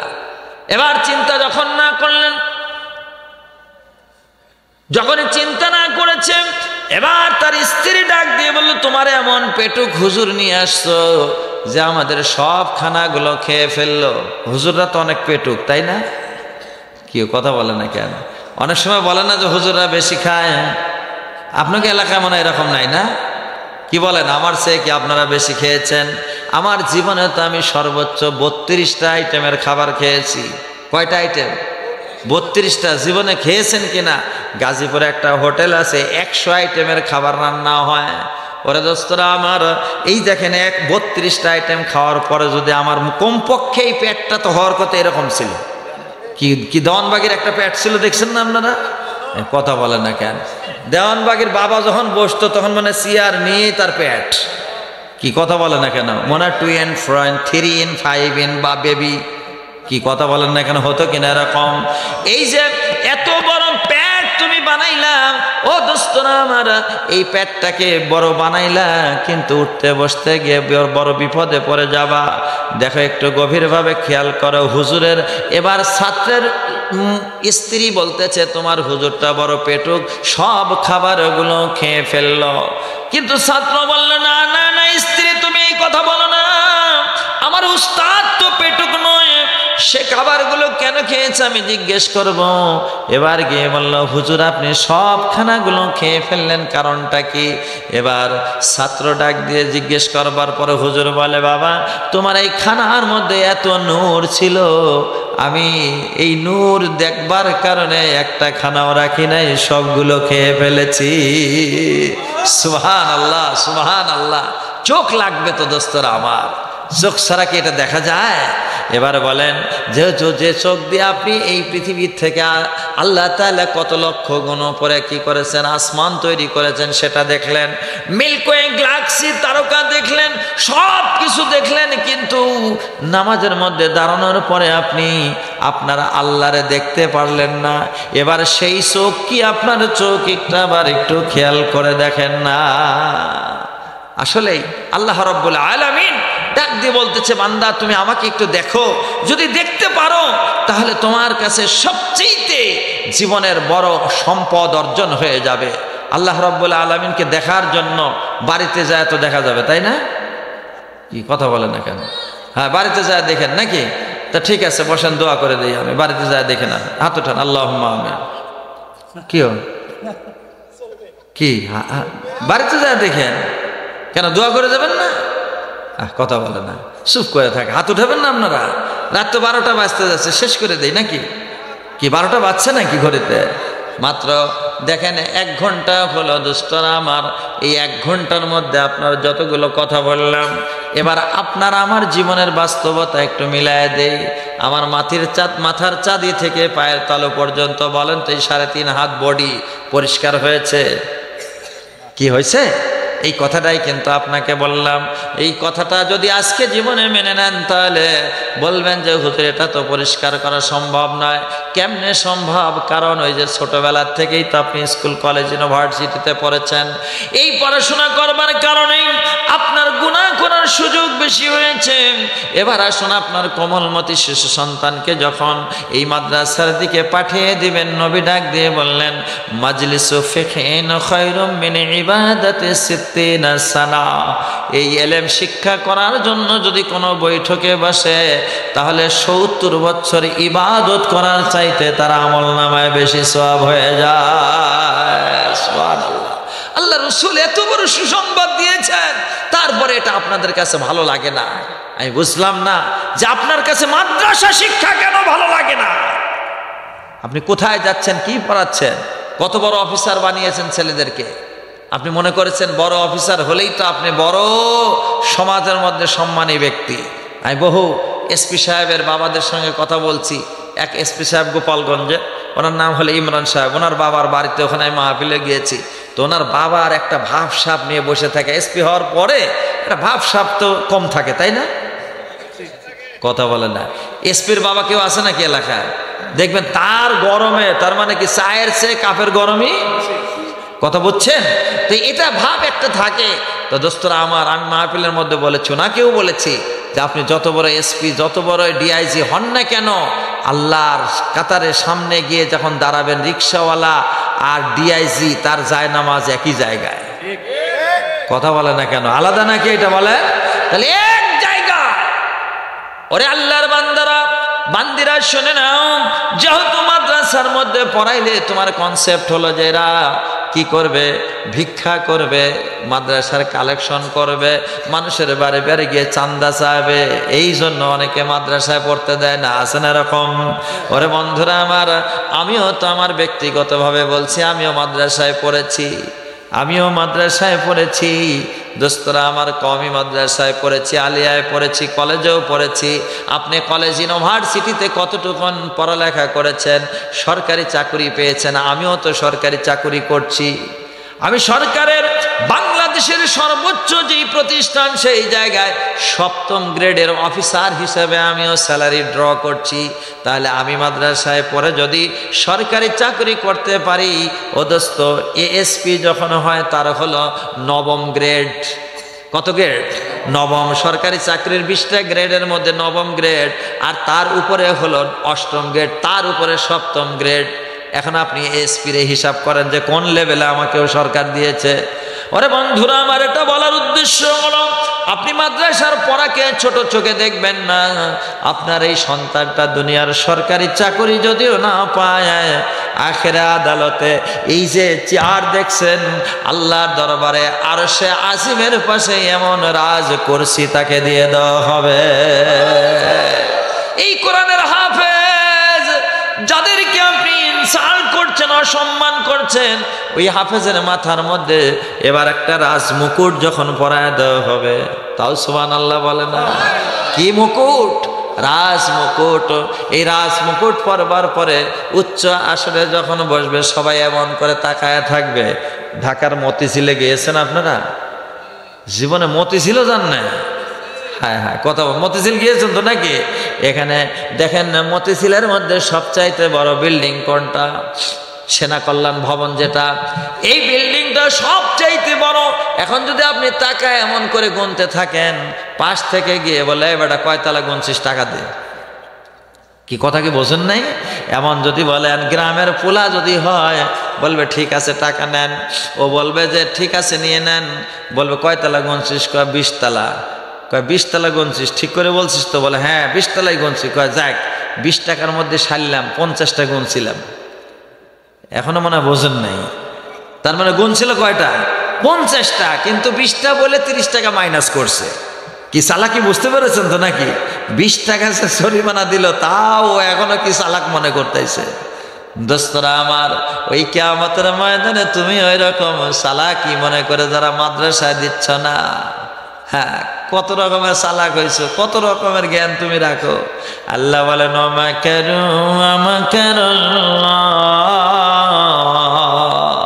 আল্লাহু আকবার বলে না?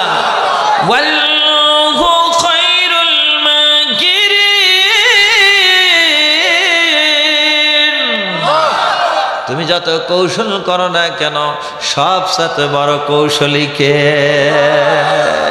আমার আল্লাহ বড় কৌশলী। তুমি কৌশল করে মাদ্রাসায় দিলা না।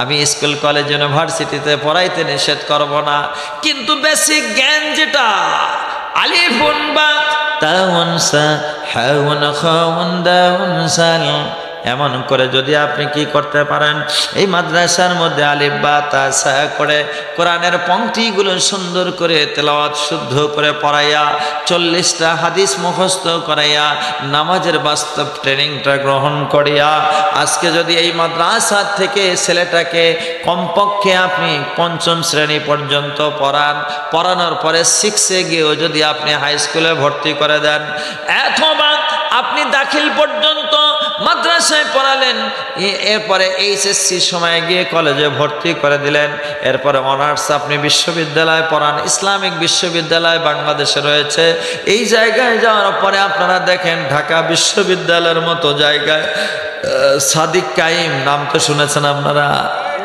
সাদিক কাইমের নাম শোনেন নাই? দেখেন এই ছেলেটা হাউমাউ করে কেঁদেছে, যায় নামাজের মধ্যে সেজদায় পড়ে গেছে, ইউনিভার্সিটির ভিতরে যায় নামাজে কেঁদেছে। কেন কান্না করলো? একটাই কারণ, তার ভিতরে ভয় আছে কার? অনেকেই বলেছিল যে এই যে আফগানিস্তানের মধ্যে হুজুররা ক্ষমতায় আসছে, বলেন আসবার পরে আফগানিস্তানের অবস্থা তো খুব খারাপ, কথা বলে না, খুব খারাপ না? দেখেন এই জায়গার অবস্থাটা কেমন হয়েছে, যে আফগানিস্তানের মধ্যে আল্লাহ তাআলা এত বরকত দিয়েছে, আনার যেটা এই আনার আগে যত জন্ম হতো তার চাইতে এখন 100 গুণ আনার বেশি হচ্ছে। সুবহানাল্লাহ, এটা উর্বর, এই বাংলার জমিনটা একটা উর্বর জমিন। এখান থেকে আপনার যদি প্রপারলি সব কিছু ঠিকঠাক মতো করা যায়, এদেশটা আমার স্বর্ণের খনি এটা।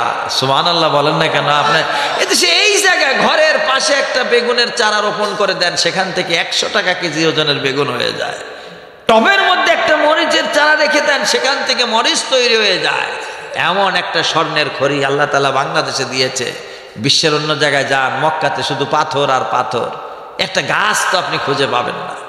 প্রেসিডেন্ট জিয়াউর রহমান তিনি আরাফার ময়দানে কি করেছিলেন, কিছু নাম দিয়েছে তারা জিয়া ট্রি, সেটা রাখবার কারণে সেখানে গিয়ে হাজিরা একটু আরাম করেন। আজকে যদি এখানে আল্লাহ তাআলা পাথর না বানিয়ে আমাদের দেশের মতো মাটি হতো, তাহলে সেখানে গাছ হতো।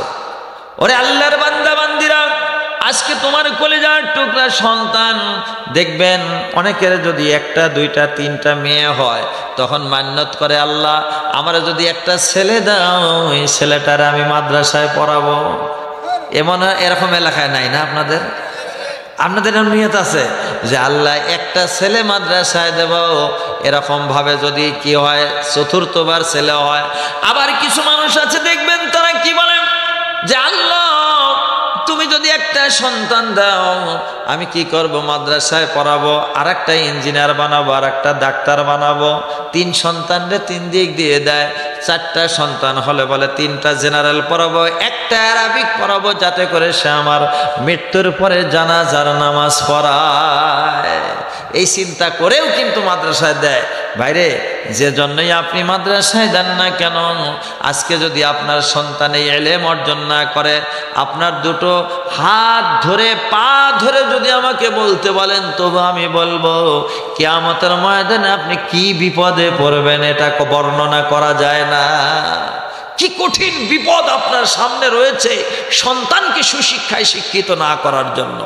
আজকে আপনারা জানেন, কয়েকদিন আগে আপনার ইউনিভার্সিটিতে একটা প্রোগ্রাম হলো, সেখানে স্টুডেন্টরা স্লিপ দিয়েছে যে স্যার আমাদের বাবা মা বিয়ে করতে চায়, কিন্তু আমাদের বিয়ে দেয় না।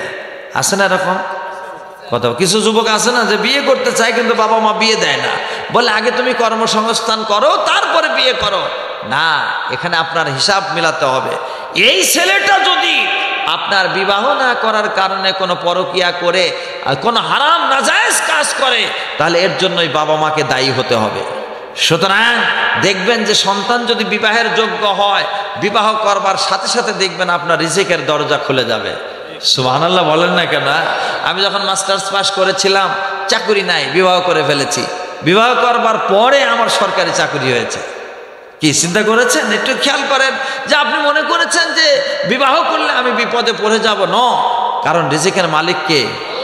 এত আসতে বললেন কেন? বলেন কে রিজিকের মালিক? আল্লাহর নবী বললেন, শুনে নাও, আফজালুল ইবাদাতি তলাবুল ইলম। এই ইলমে দিন অর্জন করা তোমার কাছে কতটুকু মর্যাদা সম্পন্ন? রাসূল বলেন আফজালুল ইবাদাত, যত ইবাদত আছে সমস্ত ইবাদতের চাইতে সর্বোত্তম ইবাদত হলো সন্তানদেরকে ইলম শিক্ষা দেওয়া। সুবহানাল্লাহ। তাহলে আমরা আজকে সন্তানদেরকে ইলম শিক্ষা দেব। যেহেতু কাজী সাহেব অনেক কষ্ট করে এই মাদ্রাসা পরিচালনা করতেছেন, আপনার সন্তানকে সুশিক্ষা দেওয়ার জন্য, আজকের দুনিয়াবি অর্থ সম্পদের জন্য নয়, আপনার সন্তানটা কিয়ামতের ময়দানে যদি সবচাইতে উঁচু চেয়ার নিয়ে আল্লাহর পাশে বসে এই মাথায় মুকুট নিয়ে বসবে, এবার ডাক দিয়ে বলবে তুমি কি বলো? ওই সন্তানটি বলবে আল্লাহ তুমি যদি আমারে জান্নাত দাও মেনে নেব, কিন্তু আমার একটা আবদার আছে। কি আবদার? আমাকে যারা মাদ্রাসায় পড়িয়েছে, আমাকে যারা খাবার দিয়েছে, আমাকে যারা সহযোগিতা করেছে, আমাকে যারা পড়ার ব্যবস্থা করে দিয়েছে, ওদেরকে জান্নাতে না নেওয়া পর্যন্ত আমিও জান্নাতে যাব না। সুবহানাল্লাহ। হাদিসের মধ্যে আসছে এক এক করে একটা জান্নাতি তলবে ইলম ৭০ জন জাহান্নামী মানুষদেরকে সুপারিশ করে জান্নাতে নিয়ে যাবে। এটা যে কত বড় ফজিলতপূর্ণ একটা বারও চিন্তা করলাম না। হায় রে আফসোস, আমরা কোথায় কার দিকে আগিয়ে চলেছি যে আজকে আমার সন্তানকে এই দিকে পাঠিয়ে দিচ্ছি। তাহলে আল্লাহ বললেন আল কোরআনুল হাকিম, এই ছেলেকে কলেজ ইউনিভার্সিটিতে দেন, যখনই 5 পাস করবে ও টাকনুর নিচে কাপড় পরবে না। আপনি যে টাকনুর নিচে কাপড় পরতেছেন জানেন না, ওই জায়গাটার নাম নবীজি কাবা রেখে দিয়েছেন। সুবহানাল্লাহ। আমরা নামাজ পড়ি কোন দিকে? কথা বলে এরা মনে হয় অন্যদিকে পড়েন নাকি? বলেন তো কার দিকে পড়ি? এই দেখেন, আর আপনার পায়ের গোড়ার ওপরে যে হাড্ডিটা আছে এটার নাম হলো কাবা। এটা কি জানেন? জীবনে শুনছেন এটা? আপনার পায়ের গোড়ার ওপরে যে হাড্ডিটা এটার নাম হলো কাবা। কোথায় পেলাম? রাসূল বলেন মাস ফালা মিনাল কাবাইনি মিনাল ইসারি ফিন্নার। এই যে টাকনুর নিচে যারা কাপড় পরিধান করবে, ইসার বলা হয়েছে লুঙ্গি, ধুতি, প্যান্ট, যাই তুমি পরো না কেন, এই হাড্ডিটার নিচে যতটুকু অংশ কাপড়টা নামবে ওই অংশটাই জাহান্নামের আগুনে জ্বলবে। নাউজুবিল্লাহ বলেন। আজকে দেখেন, খেয়াল করেন, মাদ্রাসার ছাত্ররা কোনোদিন কি টাকনুর নিচে কাপড় পরে? আওয়াজ দিলেন না কেন? দেখছেন নাকি কোনোদিন কোন ইমাম সাহেব টাকনুর নিচে কাপড় পরে? কেউ পড়ল না, অথচ আপনি ঠিকই পড়তেছেন। ওই টাকনুটাকে কাবা বলা হয়েছে। কেন কাবা বলা হয়েছে? বিজ্ঞান আল কোরআনুল হাকিম, এখানে যত বিজ্ঞানময় কথা বর্ণনা করা হয়েছে, ও মুসলমান শুনে নাও, আল্লাহ তাআলার হাবিব তিনি বলেন এই দুনিয়াটা একদম লেভেল, ওয়াটার লেভেল, একদম লেভেল, ঠিক উঁচু জায়গা যেইখানে, সেই জায়গার মধ্যে আমার আল্লাহ তাআলা কাবা ঘর তৈরি করলেন। সুবহানাল্লাহ। এখন আসেন, তাহলে আমার মাথার চাঁদি থেকে পায়ের তালু পর্যন্তই হলো দুনিয়াটা, অল ওয়ার্ল্ড, সারা বিশ্ব। এই ওয়ার্ল্ডের মধ্যে দেখেন আপনার বডির ভিতরে কোনো জায়গায় উঁচু হাড় আছে? কথা বলো। ওই যে পায়ের গোড়ালি ছাড়া, এই মেয়ে পায়ের গোড়ালির উপরে ওইটা ছাড়া কোনো জায়গায় এরকম উঁচু হাড় আছে? কোথাও নাই। তার অর্থ হলো আল্লাহ তাআলা যেমন পৃথিবীটাকে সমতল, পৃথিবীর মিডিল পয়েন্টে উঁচু জায়গার মধ্যে কাবা বানিয়েছেন, ও মুসলমান তোমার মাথা থেকে পায়ের তালু পর্যন্ত ওই যে হাড্ডিটা ওটা উঁচু বানিয়ে দিয়ে বললো এটার নাম হলো কাবা। আর কাবাইনে বলেছে মানুষের পা কয়টা? দুইটাই। জন্য কাবাইনে দ্বিবচনের সিগা বলে বলল এই দুই পায়ের গোড়ালির নিচে যদি কেউ কাপড় পরে, ও মুসলমান ওটার নাম কাবা রাখা হয়েছে। তার অর্থ হলো সারা পৃথিবীর মধ্যে যা কিছু আছে আল্লাহ তাআলা তৈরি করেছেন, এই মানব দেহের 3.5 হাত বডির মধ্যে আমার আল্লাহ তাই তৈরি করেছেন। সুবহানাল্লাহ, জোরে বলে না। আজকে দেখেন তো আমার মাথার মধ্যে কয়টা চুল আছে কেউ বলতে পারবো? যারা বললেন না তারা মনে হয় পারবেন।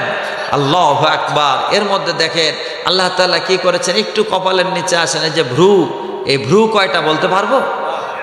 দোস্ত এই মুছ কয়টা আছে বলতে পারবো? তো কত চোখের পাপড়ি কয়টা বলেন তো? এত জ্ঞান অর্জন করলেন। এবার দাড়ি কয়টা বলেন তো? অনেক দাড়ি তো নাই। ওই দিন এক বুড়া চাচারা কইতেছে, চাচা এখনো তোমার দাড়ি উঠলো না, তুমি তো ভেরি ইয়াং। কারার বাটার কি এর ইয়াং, আমি কাটতে কাটতে এরকম বানাইছি। এমন কাটা কাটে, চামড়া এরকম টাইট করে ধরে ব্লেড মারে। আপনাকে এলাকা হয়তো না এইগুলো। কি রে বাবা কথা বলে না কেন? এই যে সেলুনের মধ্যে বসে মুসি এরকম করে ধরে না, ধরে চামড়া টান করে তারপর রেজার মারে। আহারে দোস্ত, এই যে প্লেন করে দেখাচ্ছ, আল্লাহর নবীর সামনে গিয়ে কি জবাব দিবা? একটা বার চিন্তাও করলে না যে নবীর সামনে তো যাবা না নাকি? আর মনে করেন দাড়ি যারা কাটে তারা তো মনে করবো হুজুর মনে আমারই কইতাছে। দোস্ত, তোমার সাথে আমার কোনো শত্রুতাই নাই। রসুল বললেন সাহাবীরা এই নাও তলোয়ার। আল্লাহর নবী হাতে তলোয়ার দিয়ে দিলেন, বলে এটা দিয়ে আমার বুকে আঘাত করো। সাহাবাই کرام বলি, ইয়া রাসূলুল্লাহ, আপনার বুকে আঘাত করব? আপনার শরীরে একটা পশমের ব্যথা লাগবে, এটাই তো আমি সহ্য করতে পারবো না। সুবহানাল্লাহ বলে না, দেখেন। তাহলে আল্লাহ রসুল, আমি আপনার আঘাত করতে পারবো না। বলে তাহলে যারা আমি রসুলের এই সুন্নাহকে কর্তন করবে তারা আমার কলিজার মধ্যে চাকু মেরে দিল। ইস, নাউজুবিল্লাহ, জোরে বের হয় না মুখ দিয়ে। মিয়া দাড়ি কেটে মনে করতেছো যে আমাকে খুব ইয়াং লাগতেছে, আমি খুব ভালো দেখা যাচ্ছি। কয়দিন ভালো দেখাবা দোস্তরা আমার, একদিন তো রাখবা। কি কথা বলে না কেন? আর এর আগে যদি তোমার মৃত্যু এসে যায় তাহলে তোমার কাফন দাফনটা কি অবস্থায় হবে কোনোদিন ভেবে দেখেছো? একটা বার চিন্তা করলে না? আজকে বড় আফসোসের বিষয় যে আপনারা এই মাহফিলটা এত বড় আয়োজন করেছেন, কিন্তু আপনাদের উপস্থিতিটা যেভাবে এসেছেন তার অর্থই হলে এই যে মাদ্রাসা এখানে বন্ধ হয়ে যায়। কথা কয় না? কি তালা লাগাই দেন সকালবেলা যায় নাকি? কথা বল, তালা লাগাই দেবেন না সকালে গিয়ে তালা লাগাই দিন, দরকার নাই মাদ্রাসা। যেহেতু চান না কেউ, তাহলে করবেন কেন? মাদ্রাসা করেছেন, এখানে নবীর ঘর মাদ্রাসা। আপনারা নবীজিকে যে ভালোবাসেন তার প্রমাণটা এখান থেকে আসবে। এবার যেহেতু কোরআনুল কারীম থেকে আল্লাহ রাব্বুল আলামিন যখন বললেন ওয়াল কুরআনিল হাকীম, আল্লাহু আকবার বলে না, ইন্নাকা লামিনাল মুরসালিন। আল্লাহু আকবার। ইন্নাকা, অবশ্যই আমি আপনাকে প্রেরিত রসুলদের মধ্যে থেকে একজন রসুল হিসাবে প্রেরণ করেছেন। কে? আমার নবীকে প্রেরণ করলেন কে? আল্লাহ তাআলা প্রেরণ করলেন। নবীজিকে দেখার কথা আপনাদেরকে বলেছিলাম যে নবীজিকে আল্লাহ তাআলা সৃষ্টি না করলে কোনো কিছুই সৃষ্টি করতো না, সেই নবীজির উম্মত আপনি হয়েছেন।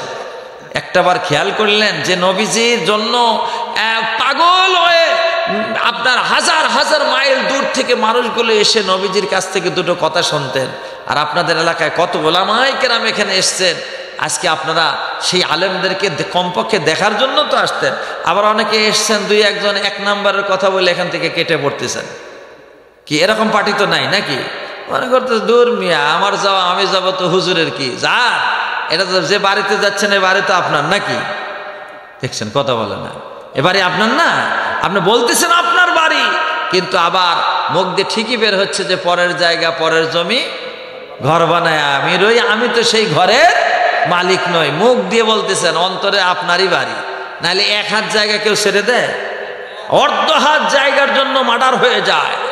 অথচ আপনি এই বাড়ির জন্য করে যাচ্ছেন। চেহারার দিকে তো তাকায় দেখেন, আয়নায় ধরে দেখবেন, প্রত্যেকের চেহারাগুলো আয়নায় ধরে দেখেন যে কেমন জন্ম নিয়েছিলেন আর এখন কেমন হয়েছেন। চামড়া ঢিল হয়ে গেছে, চোখ গর্তের মধ্যে গিয়েছে, দাঁত পড়ে গেছে, স্কিন কালো হয়ে গেছে, রোদ্রে খাটতে, অফিসে দৌড়াতে, নদীর মধ্যে কষ্ট করতে। কথা বলেন না কেন? হয়েছেন কিনা এরকম? তাহলে এই যে এত কষ্ট করে বাড়িটা বানালেন, হঠাৎ করে মারা যাবেন, যাওয়ার সাথে সাথে এই বাড়ির মালিক আর আপনি নাই, তখন কি হবে? বাড়িওয়ালা নাই রে, বাড়ি নাই রে দুনিয়াতে। এই কথা ঠিকই তুমি বললা, কিন্তু দোস্তরা আমার, তোমার বাড়িটা যারা দখল করে নিয়ে গেল, ওরে বন্ধু, এই মাদ্রাসার ছাত্ররা ইন্নাকা লামিনাল মুরসালিন, আমার আল্লাহ তাআলা নবীকে প্রেরণ করে দিলেন। দিয়ে দেওয়ার পরে বলতেছে ওই নবীর ঘর মাদ্রাসা তোমরা এখানে বানিয়েছো। নবীজি সর্বপ্রথম মাদ্রাসা তৈরি করলেন, যেটার নাম দিলেন দারুল আরকাম। এই মাদ্রাসার মধ্যে মদিনা মুনাওয়ারায় যদি কেউ গিয়ে থাকেন, উম্মুল কুরা হলো মক্কাতে, আর মদিনাতে রয়েছে আরকাম। অসংখ্য মাদ্রাসা সেখানে রয়েছে। এই মাদ্রাসাগুলো নবীজির উম্মত হিসাবে যারা কোরআন হাদিস ইজমা কিয়াস শিক্ষা গ্রহণ করবে, তাদের জন্যই আল্লাহ নবী ডাক দিয়ে বলল, তোমরা কোরআনের দুইটা অধ্যায় রয়েছে, একটা হলো মাক্কি আর একটা হলো মাদানী। ক্রিকেট যারা আছে দেখবেন যে ইনিংস খেলা, বোঝেন না? ইনিংস, ফার্স্ট ইনিংস না কি বলে, কি ফার্স্ট ইনিংস যেটা বলতেছেন, আর সেকেন্ড ইনিংস যেটা, এই দেখেন মক্কি সূরা আর একটা মাদানী সূরা। মক্কি জীবনে আল্লাহর নবী কাউকে কখনো আঘাত করে নাই, সব ভাইয়ে ভাইয়ে ইসলাম কায়েম করেছেন। ভাইয়ে ভাইয়ে বোঝেন তো নাকি? কথা বলে না কেন? তালে তালে। এখন কাজী সাহেব যদি রাগ করে সব একেবারে বন্ধ করে দিয়ে দেয়, আর যা কিছু করলাম না, উনি কিন্তু এটা করতেছেন আল্লাহর নবীর এটা মক্কি ইনিংসে কাজ করতেছেন, যে প্রথম নাম্বার আমি একটু ভাইয়ে ভাইয়ে করি। ওরে দোস্ত, এক সময় দেখবেন এটা আমি আপনি থাকবো না। এই বাংলার জমিনে হাটাজারি মাদ্রাসা একদিনে এত বড় হয় নাই, এরপরে বসুন্ধরা মাদ্রাসা একদিনে এত বড় হয় নাই, ফরিদাবাদ মাদ্রাসা একদিনে এত বড় হয় নাই, আরজাবাদ মাদ্রাসা একদিনে এত বড় হয় নাই, নারায়ণগঞ্জের মধ্যেও যে মাদ্রাসাগুলো রয়েছে একদিনে এত বড় হয় নাই। এই মাদ্রাসাগুলো মাদানী নগর মাদ্রাসা, নাম শোনেন নাই? আসতে বললেন কেন, শুনছেননি? এখানে মাওলানা ইদ্রিস আলী সন্দ্বীপী হুজুর যখন এসেছিলেন, মাত্র একটা ছাপরা ঘর শুরু করেছিলেন। আমি সন্দ্বীপে গিয়েছি, হুজুরের ওই গ্রামের বাড়িতে গিয়ে আমি মাহফিল করেছি। দোস্ত, ওই সন্দ্বীপে যান, ওখান থেকে তারা তো সন্দ্বীপ দ্বীপের মধ্যে একটা গ্রাম। আর এই সেই মাওলানা ইদ্রিস আলী সাহেব আপনার নারায়ণগঞ্জে আসলো সন্দ্বীপ থেকে, আর আপনারা নারায়ণগঞ্জের মানুষ তাকে একটু চিনলেন না।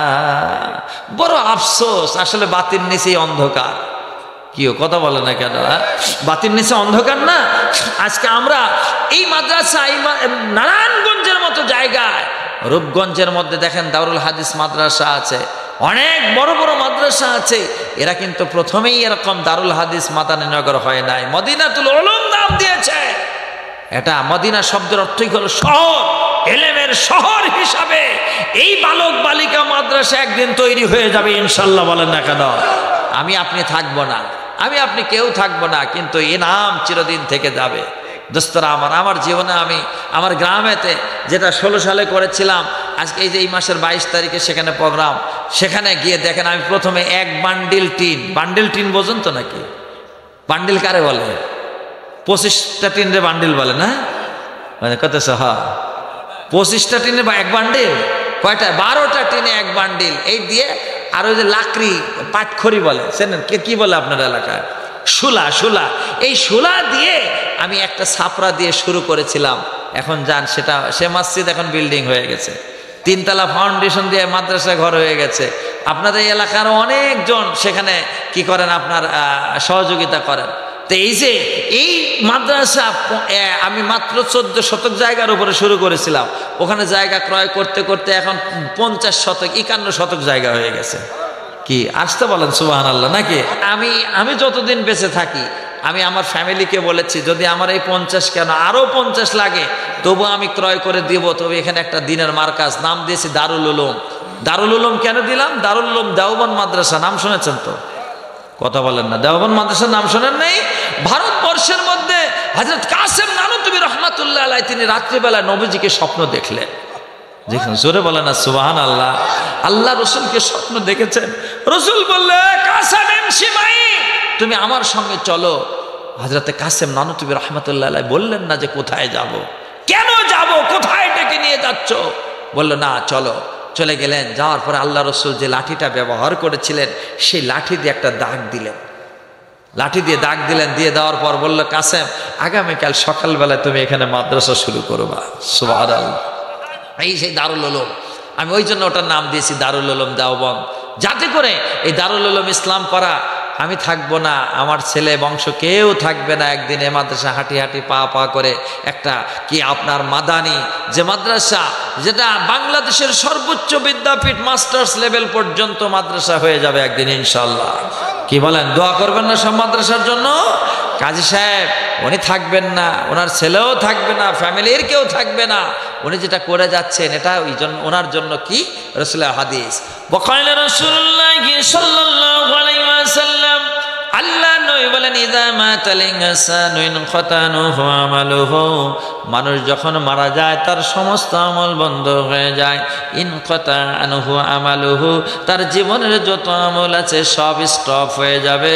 ইল্লা বিসালাস, কিন্তু তিনটা আমল আমি আপনি মারা যাব কবরের মধ্যেও চলে যাবে। সুবহানাল্লাহ। কয়টা আমল? এই তিনটা আমল। এক নম্বর আমল অদস্ত ওয়ালাদুন সালিহুন, নেক সন্তান। এবার বলেন নেক সন্তান যদি তৈরি করতে চাই তাহলে তো ইউনিভার্সিটিতে পড়ানো লাগবে, কি কলেজে পড়ানো লাগবে। এটা ভালো করেই বোঝেন। আজকের কলেজ ইউনিভার্সিটিতে পড়বার পরে দাঁড়িয়ে দাঁড়িয়ে প্রসাব করে এমন ভদ্র ছেলে আছে না। আমি সব কলেজ ইউনিভার্সিটির কথা বলছি না, কিছু ইউনিভার্সিটির ছেলেরা আমাদের মাস্টার্সের বৎসর একজন উস্তাদ বলেছিল যে তোমরা এখন বাংলাদেশের সর্বোচ্চ পড়াশোনা করতেছ, কিন্তু জেনে রাখো তোমাদের যদি বিচার করতে হয়, তোমার ব্যবহার যদি খারাপ হয় তাহলে বুঝবো যে তুমি কোন ফ্যামিলি থেকে এসেছো, তোমার ফ্যামিলির ব্যাকগ্রাউন্ডটা কেমন, তোমার ব্যবহারের দ্বারা প্রমাণ পাবে তেমন। এখনো মনে বোঝেন নাই নাকি? একটা ফ্যামিলির, প্রত্যেকটা ফ্যামিলির আচরণ কি এক?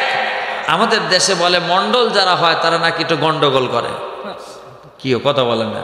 নারায়ণগঞ্জ মনে এরকম নাই না হুজুর, যে যারা শেখ হয় তাদের একটা আলাদা কি থাকে, ব্যবহার থাকে, যারা মোল্লা হয় তাদের একটা ব্যবহার থাকে, যারা আপনার খন্দকার হয় আছে না এরকম পদ্ধতি?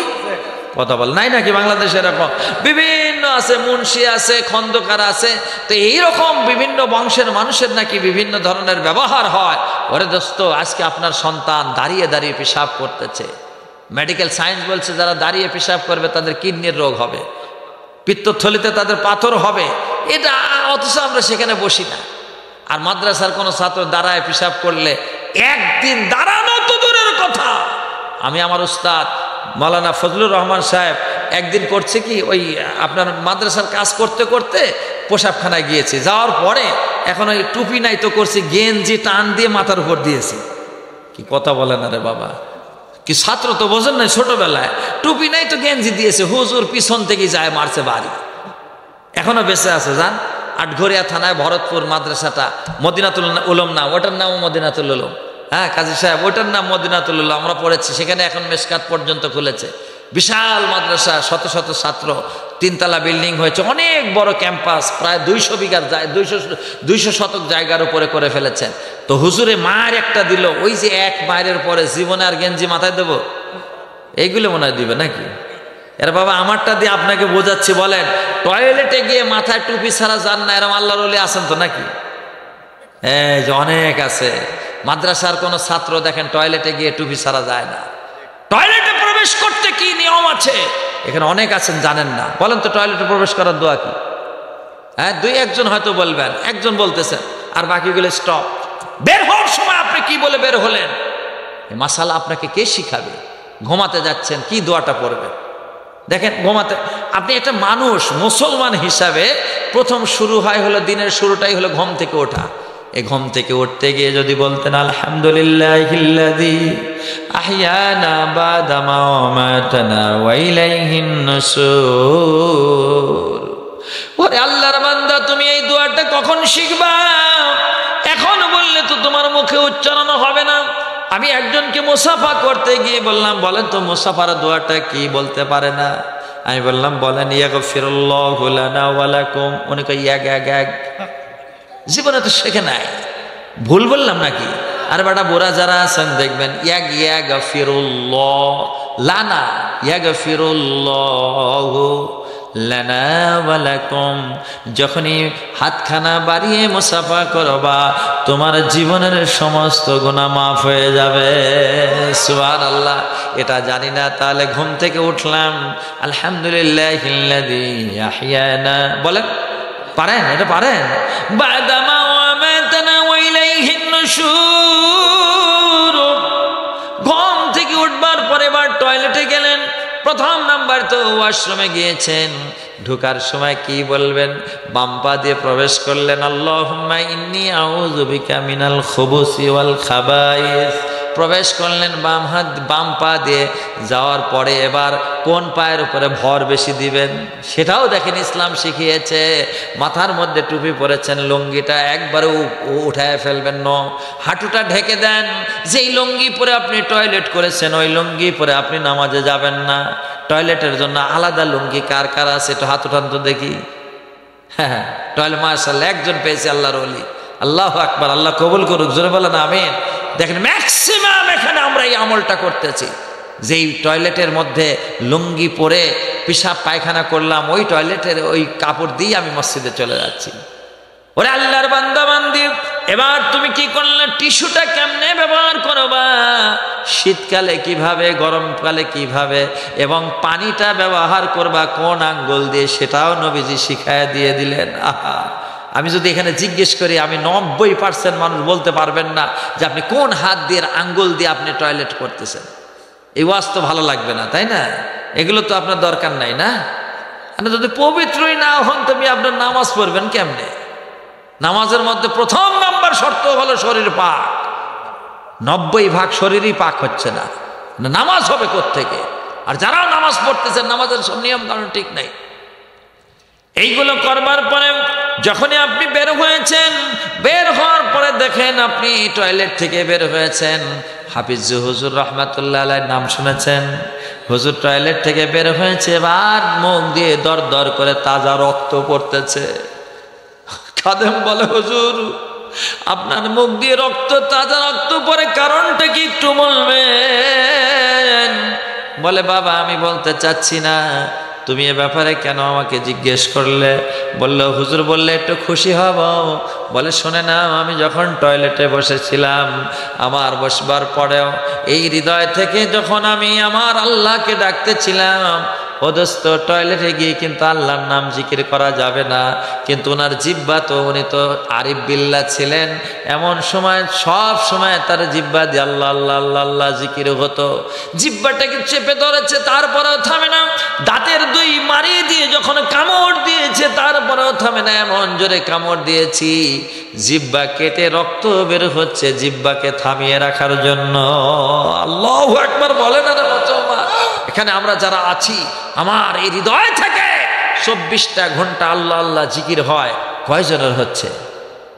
ও বাজান, আল্লাহ বলছেন ওয়াজকুরুল্লাহা কিয়ামা ওয়া কুউদা ওয়া আলা জুনুবিহিম। মানুষের অবস্থা হয় 3টা। তুমি দাঁড়িয়ে থেকেছো আল্লাহ আল্লাহ জিকির করবা, বসা অবস্থায় আল্লাহর জিকির করবা, শোয়া অবস্থায় তুমি আল্লাহর জিকির করবা। এইটা যদি হয় তাহলে তোমার হৃদয়টা কি হয়ে যাবে? কলবটা যখন চালু হয়ে যাবে, এ জবান দিয়ে একবার আল্লাহ বলবা, প্রত্যেকটা মিনিটে 70 থেকে 72 বার আল্লাহ নামের জিকির শুরু হয়ে যায়। এখন যদি আপনাকে বলে, বলো তোমার রব কে, অথচ আপনার না, ওইখানে আপনার মুখ দিয়ে বলা দরকার কি? কলব থেকে তো বারবার হচ্ছে আল্লাহ আল্লাহ, বলেন না এভাবে? আওয়াজ দেন, আল্লাহ আল্লাহ। মুখ খোলে না, মুখ খোলে না, খুলবে কেমনে? হৃদয়ে তো আল্লাহ নাই। তো জবান খুলে বলেন আল্লাহ আল্লাহ আল্লাহ আল্লাহ আল্লাহ আল্লাহ। থামেন এবার। আপনারা যদি বলেন আপনার রব কে, অদস্ত আমি তো আল্লাহ আল্লাহ করতে আইছি, কি কথা বোঝেন নাই? এখন যদি আপনারা আমাকে জিজ্ঞেস করেন, হুজুর আপনার নাম কি? মিয়া আমার নামটা কি আপনি জানেন না? এটা কি নতুন করে বলার কোনো দরকার আছে?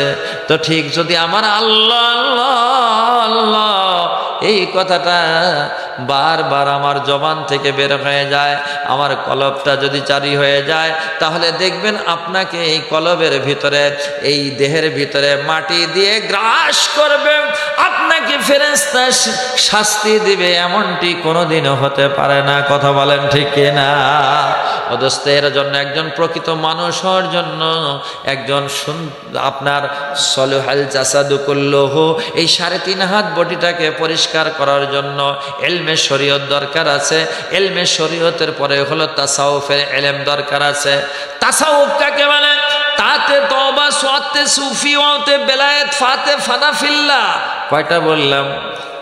একটু চোখে দেখেন তো নাকি, তাকান, আঙ্গুল দেখান, কয়টা দেখাইছি? বলেন তো এবার কয়টা দেখাইছি? চোখে দেয় এবার কয়টা? এখনো একজন তাকায় নেই, দেখেন বলেন তো কয়টা আঙ্গুল? 4টা। তাহলে তাসাউফের মধ্যে অক্ষর কয়টা? তা, সাদ, ওয়াও, ফা। তাতে তওবা, সাদে সুফি, ওয়াওতে বেলায়েত, ফাতে ফানাফিল্লাহ। এই 4টা আপনি জ্ঞান যদি অর্জন করতে পারেন, এখন দেখেন এই জ্ঞান অর্জন করার জন্যই তো আপনাকে মাদ্রাসা আসতে হবে। যেহেতু education is the backbone of nation, শিক্ষাই জাতির মেরুদণ্ড। তুমি বললা নলেজ ইজ পাওয়ার, জ্ঞানই হলো শক্তি। ও মুসলমান, তুমি কোন জ্ঞান অর্জন করেছো? আল্লাহ বলেন, বান্দারে এই যে কোরআনের জ্ঞান তোমাদেরকে অর্জন করার জন্য বলেছি, আর ওটা প্র্যাকটিক্যাল শিক্ষা দেওয়ার জন্য। ওয়াইন্নাকা লালা খুলুকিন আযীম,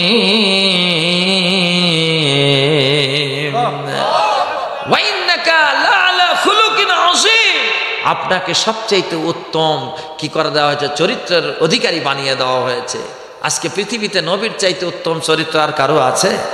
সেই নবীজির চরিত্র তৈরি করতে হলে এই নবীজির দেখানো আদর্শই আপনাকে শিক্ষা গ্রহণ করতে হবে। আল্লাহ নবী বললেন, হ্যাঁ আমার উম্মত, আমি 24টা ঘন্টার 1 সেকেন্ডও আমি তোমাকে বলি না। দেখছেন, তাও মুখ দিয়ে সুবহানাল্লাহ বের হয় না রে। কি আমার নবী 24টা ঘন্টার 24 সেকেন্ডও আমাদেরকে বলে না। আপনার যদি কাশফুল কবুর করার যোগ্যতা থাকে, হৃদয়টা নিয়ে যদি নবী রওজার পাশে চলে যান, আল্লাহ নবীকে ডাক দিয়ে বলেন, আসসালাতু আসসালামু আলাইকা ইয়া রাসূলুল্লাহ, সালামুন আলাইকুম ইয়া রাসূলুল্লাহ। সোনার নবীর রওজার পাশে গিয়ে বলেন, ইয়া রাসূলুল্লাহ, 6500 মাইল দূর থেকে আপনার কাছে এসেছি। ও নবী গো, আপনাকে সালাম দিয়েছে, আপনার সঙ্গে একটু মুসাফা করতে চাই। নবী বলেন, আমার এতিম উম্মত, তুমি যত দূর থেকেই আসো না কেন, আমি নবীকে সালাম দেওয়ার সঙ্গে সঙ্গে ফেরেশতা আমাকে জানায় দেয়। সুবহানাল্লাহ। আল্লাহ নবী বললেন, ওয়া ইন্নাকা লামিনাল মুরসালিন। আল্লাহ তাআলা নবীকে প্রেরণ করলেন। এই নবীজির ঘর মাদ্রাসা। নবীজি ডাক দিয়ে বলেন, আমি তোমাকে এক মুহূর্তের জন্য ভুলি না, ভুলি না, ভুলি না। এখনো নবী উম্মতি উম্মতি বলে রসুলের রওজায় মদিনায় কান্দে। এই মদিনাতুল উলুম নাম দিলেন। মদিনার সঙ্গে একটা নেটওয়ার্ক তৈরি করে দেন। এই মিয়া, সারা পৃথিবীর মধ্যে নেটওয়ার্ক বানাইয়া তুমি কথা বলে, America, Japan, France, Hong Kong, Canada, নেটওয়ার্কের মাধ্যমে হয়। এখান থেকে নবীজির রওজা পর্যন্ত একটা নেটওয়ার্ক বানায় দেন। এই নবীর ঘর মদিনাতুল উলুম মাদ্রাসা নাম দিয়েছেন। এখানকার ছেলে মেয়ে যখন ছোট্ট বালক বালিকা যারা এখানে পড়ালেখা করবে, মাদ্রাসার হেফজ ছেলেরা দেখবেন এরকম দুলতে থাকে। এভাবে পরে দেখেন, আর রহমান আল্লামাল কোরআন, আল রহমান আল্লামাল কোরআন, দুলতেছে। বলেন তো দোলে কেন? এই যে এরকম দোলে না? জীবনে মনে হেফজখানা দেখেন নাই নাকি? একটু গিয়ে দেখবেন, এরকম দোলে না? কেন বলে আলিফ লাম মিম যালিকাল কিতাবু লা রাইবা ফীহি হুদাল লিল মুত্তাকিন আল্লাযীনা ইউমিনুনা বিল গায়বি ওয়া ইয়াকিমুনাস সালাতা ওয়া মিম্মা রাযাকনাহুম ইউনফিকুন। পড়ে না এরকম? এই যে পড়তেছে, ও আল্লাহর বান্দা বান্দি, এই যে ছেলেটা দুলছে, হুজুর যতই ঠেকাক না কেন দোলা থামবে না, থামবে না। কারণ এই দোলাটা আল্লাহর আরশের সঙ্গে ওই ছেলের সম্পর্ক হয়ে যায়। যেহেতু কোরআনটা যেখানে রয়েছে, বাল হুয়া কুরআনুম মাজিদুন ফি লাওহিম মাহফুজ, ওই লৌহে মাহফুজের সঙ্গে এই যে আজকে মদিনাতুল উলুমের ছাত্র যখন পড়বে, নেটওয়ার্ক ওইখানে। খেয়াল করেন, নেটওয়ার্ক, ডিরেক্ট নেটওয়ার্ক এইখানে। ওই ছেলে ওই আরশে আজিম যেটা, বাল হুয়া কুরআনুম মাজিদুন ফি লাওহে মাহফুজ যেটা, ওটা এরকম দুলতেছে। ওই দুলানির সাথে এটাও দুলতে থাকে। নেটওয়ার্কের সাথে ভিডিও ছবিটা দেখো। কি বলেন? মোবাইলে যখন ভিডিও কল দেয়, আমেরিকার থেকে দেখে না যে আহারে আব্বাজান তোমাকে কতদিন দেখি না, ভিডিও কল দেখে কি আমার হৃদয়টা শীতল হতে পারে? এই দুনিয়ার জমিনে যেমন করে ওই দুনিয়ার নেটওয়ার্কের মাধ্যমে তুমি ভিডিও কল দাও, এবার মদিনাওয়ালা নবীর সঙ্গে একবার ভিডিও কল দাও, ফানাফির রসুল করো। ফানাফির রসুল করলে মদিনাওয়ালা নবী বলে মান রাআ ফিল মানামি, যে আমাকে স্বপ্নের মধ্যে দেখবে ওয়াজাবাত লাহু শাফাআতি, তার জন্য সুপারিশ করা আমি নবীর জন্য ওয়াজিব হয়ে যায়। সুবহানাল্লাহ। আল্লাহ নবীকে একটু স্বপ্নে দেখতে চান? হায় রে সাওয়ার সাই, চান দেখতে ছবি রসুলের নূর মোবারক দেখতে চান? এখন হাত ওঠে নাই, দেন দুই হাত টান টান করে দেখান তো, বলেন আল্লাহু আকবার। হ্যাঁ আলহামদুলিল্লাহ, হাত নামায় দেন। এবার মদিনাওয়ালা নবীকে যদি আপনি স্বপ্ন দেখতে চান, মাথার চাঁদি থেকে পায়ের তালু পর্যন্ত রসুলের আদর্শে আপনি কি করেন? সাজায় দেন। কার আদর্শ হবে? রবিজির আদর্শ। কোরআন কি বলে? আল্লাহ রঙে রঙিন হয়ে যাও। ওমান আহসানু মিনাল্লাহি সিবগা, আল্লাহ রঙের চাইতে ভালো রং আর আছে? এখন আল্লাহর রংটা কি আমি তো দেখলাম না। আগে নবী পর্যন্ত যেতে হবে, তারপরে আল্লাহ পাকের কাছে যেতে হবে। ফানাফির রসুল হলেই ফানাফিল্লাহ, ফানাফির রসুল হলে ফানাফিল্লাহ। এই মাদ্রাসা করেছেন শেখালিবাসী, দূর দূরান্ত থেকে ছাত্র আসবে, দেখবেন এলাকার মানুষজন অনেকেই দিবে না, অনেকে বিরোধিতাও করবে। আসতে বললেন কেন? কথা বলে। আপনি ভালো করে মনে রাখবেন, রসুলের বাড়ি আর আবু জেহেলের বাড়ি তো 5 মাইল দূরে। ওইখানে কইতেছ হ কি 5 মাইল দূরে? 5 সেকেন্ডের মধ্যে যাওয়া যায়। আমি কতবার আল্লাহ রসুলের এই ঘরের মধ্যেও গিয়েছি, আল্লাহ আমাকে অধম শক্তি তৌফিক দিয়েছেন। আল্লাহ ওরা ঢুকা নিষেধ, আপনি পারবেন না, কিন্তু ওর সাথে একটু তাল দেওয়া লাগবে। সাদিক, হ্যাঁ মাজা কয়েল একটা হাবিবি, তার সাথে কি একটু প্রেম করা লাগবে। প্রেম বোঝেন তো নাকি? হৃদয়ে কি প্রেম ভালোবাসা আল্লাহ আপনাদের দেয় নাই? হ্যাঁ মানে ঈসা মানে কি একদম খালি, মানে কি সব পুরা খালি হয়ে গেছে, এমন খালি করে ফেলেছেন হৃদয়টা দুনিয়া দিয়ে। এবার যদি গিয়ে একটু বলেন সাদিক জি তুমি বাংলাদেশ, আমি বহু দূর বাংলাদেশ থেকে এসেছি, আনা মিসকিন।